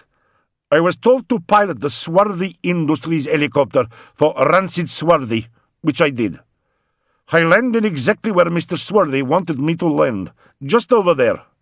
Then, after Mr. Swarthy had shot off into that cave, one of the passengers, the big man, Crambo, they called him, ordered me off the helicopter.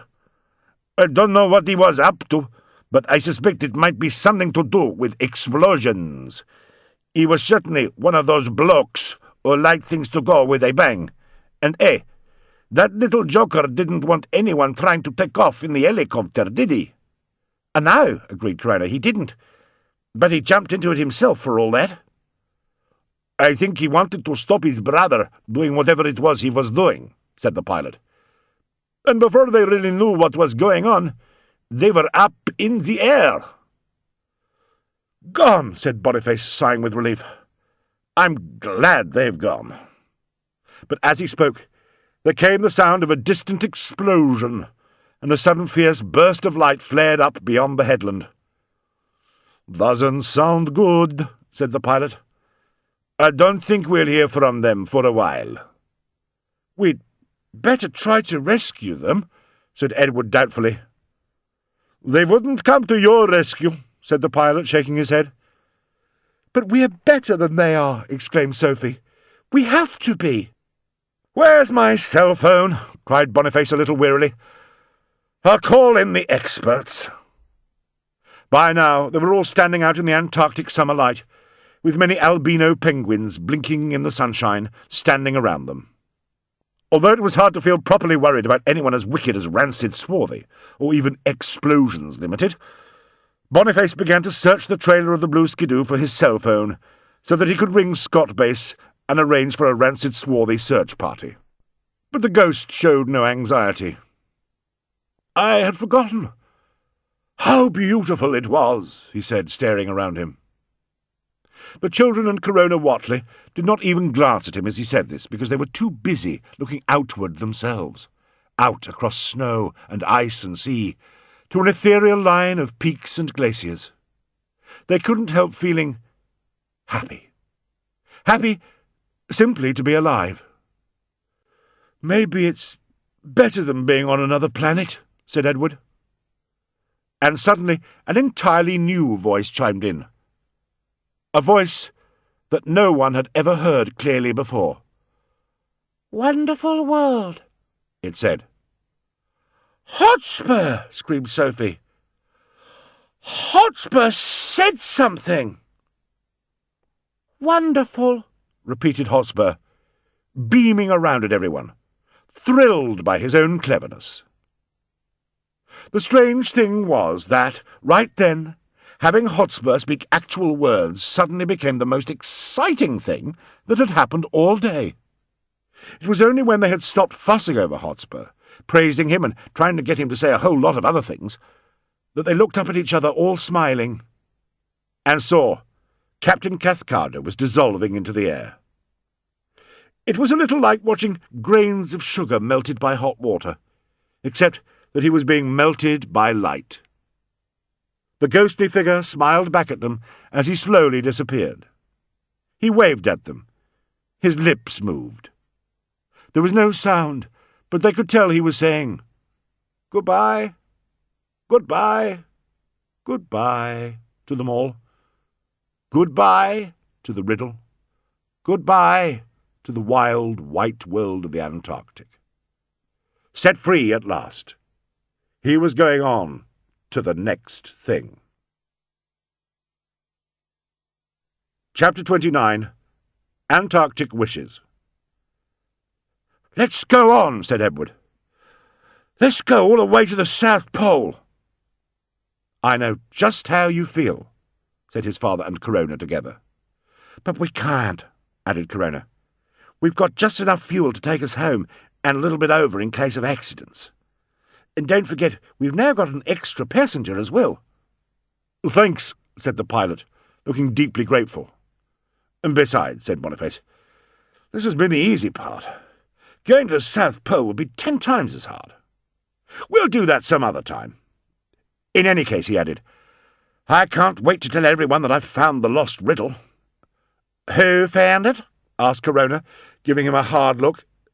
"Oh, I mean we," cried Bonniface quickly. "We found it. You, me, and the kids. Oh, Corona, we'll be famous all over again. Aren't you glad to be able to have such adventures?" "I wasn't too sure half an hour ago, but I am right now," said Sophie. "I'm still thinking about it," said Edward. So they collected themselves, trekked over to the skidoos, repacked themselves and rearranged themselves. Then they got off the skidoos, unpacked themselves, and rearranged themselves some more, until at last they had fitted everyone and everything on in a comfortable way. Then off they went, shooting around the coast once more. "If people come to look at the riddle, I do hope they're kind to the albino penguins," said Sophie to Corona. "I don't think those penguins will like big crowds." "They'll have to arrange it very carefully," said Corona. "They'll have to wait until the nesting season is over, for example, and perhaps they might even haul the riddle back round the coast and set up a riddle museum at Scott Base. Then the penguins would have the caves all to themselves again." "We'll see," cried Hotspur, already sounding as if he knew everything. But sometimes little kids are like that. So they skidooed back past the place where they had been buried in snow, then back to the ice hut where they rested, ate dinner, and wrote in their diaries, and slept and dreamed while the sun edged on around them. Then they woke up, ate breakfast, and set off again. "You know, there's something important I'm forgetting," said Corona fretfully. "I can feel it flicking around in my head, but I can't quite catch hold of it." "It's funny you should say that," Bonniface said, "because there's something I've forgotten too. It's there, in the back of my head, but I can't quite pull it into the front of things, if you know what I mean." "Same with me," said Edward. "Me too," said Sophie. "I know I'm forgetting something important," put in the pilot, frowning and tapping his forehead. "I know," said Hotspur, looking rather smug. "Well, what is it, Mr. Clever?" said Edward a little crossly. After all, it is annoying when a little brother who has just spoken for the first time claims to remember something you have forgotten. "Secret," said Hotspur even more smugly. Back they travelled, and somehow all things went wonderfully well. The snow was crisp. The sun kept its golden eye on them as they skidoodled and skedaddled and skedeedled along, singing as they went. The pilot joined in cheerfully. "We love the Antarctic," sang the new voice of Hotspur. "A great place to be," agreed Edward, quickly adding a line of his own. "We found the riddle," sang Boniface and Corona, inventing as one explorer and smiling secretly from skidoo to skidoo. "We set the ghost free," Sophie finished the song for them, remembering that last radiant smile of mysterious Captain Cathcardo as she did so. And for a while they fell silent, all thinking their own thoughts, while the silence of the Antarctic arched over them. "There! There!" shouted Boniface suddenly. And, sure enough, there ahead of them they could see the long green sheds of Scott Base. The pilot shouted with pleasure. He was longing for a cup of tea. Boniface and Corona looked deeply into each other's eyes across the snow that separated the blue and red skidoos. They were both longing for a quick cup of tea, to be followed quickly by an Antarctic wedding, with a big party afterwards. Edward found he was longing for sausages cooked on a barbecue. Hotspur wanted to dance in the snow, make a snowman, and throw snowballs at his brother and sister. Sophie wanted something too. She wanted to remember what it was she knew she was somehow forgetting. Some special, happy thing that was dancing like a dream in the back of her mind. They slid in between the green sheds, parked the skidoos, sniffed the Scott Base air, and then sniffed again. The air smelt delicious. It smelt of roast turkey, onions, potatoes, green peas, and steamed pudding. Boniface shouted, and a whole lot of people, all wearing 5 layers of Antarctic clothes, came running to greet them, waving their mitts high in the air, and cheering as they ran. In between cheers, they were shouting something over and over again.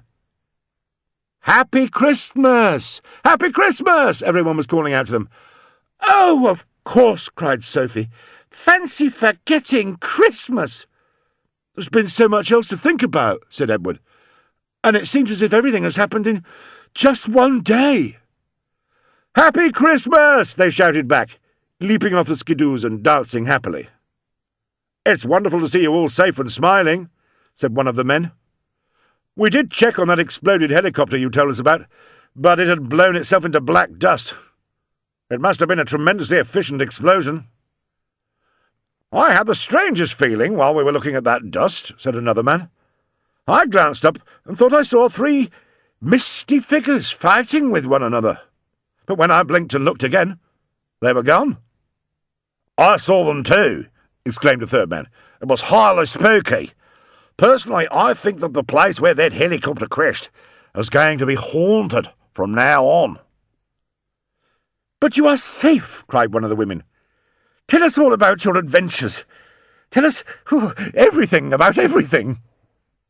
How wonderful it was to be unexpected Antarctic discoverers with stories to tell, carols to sing, and a delicious Christmas dinner waiting for them all.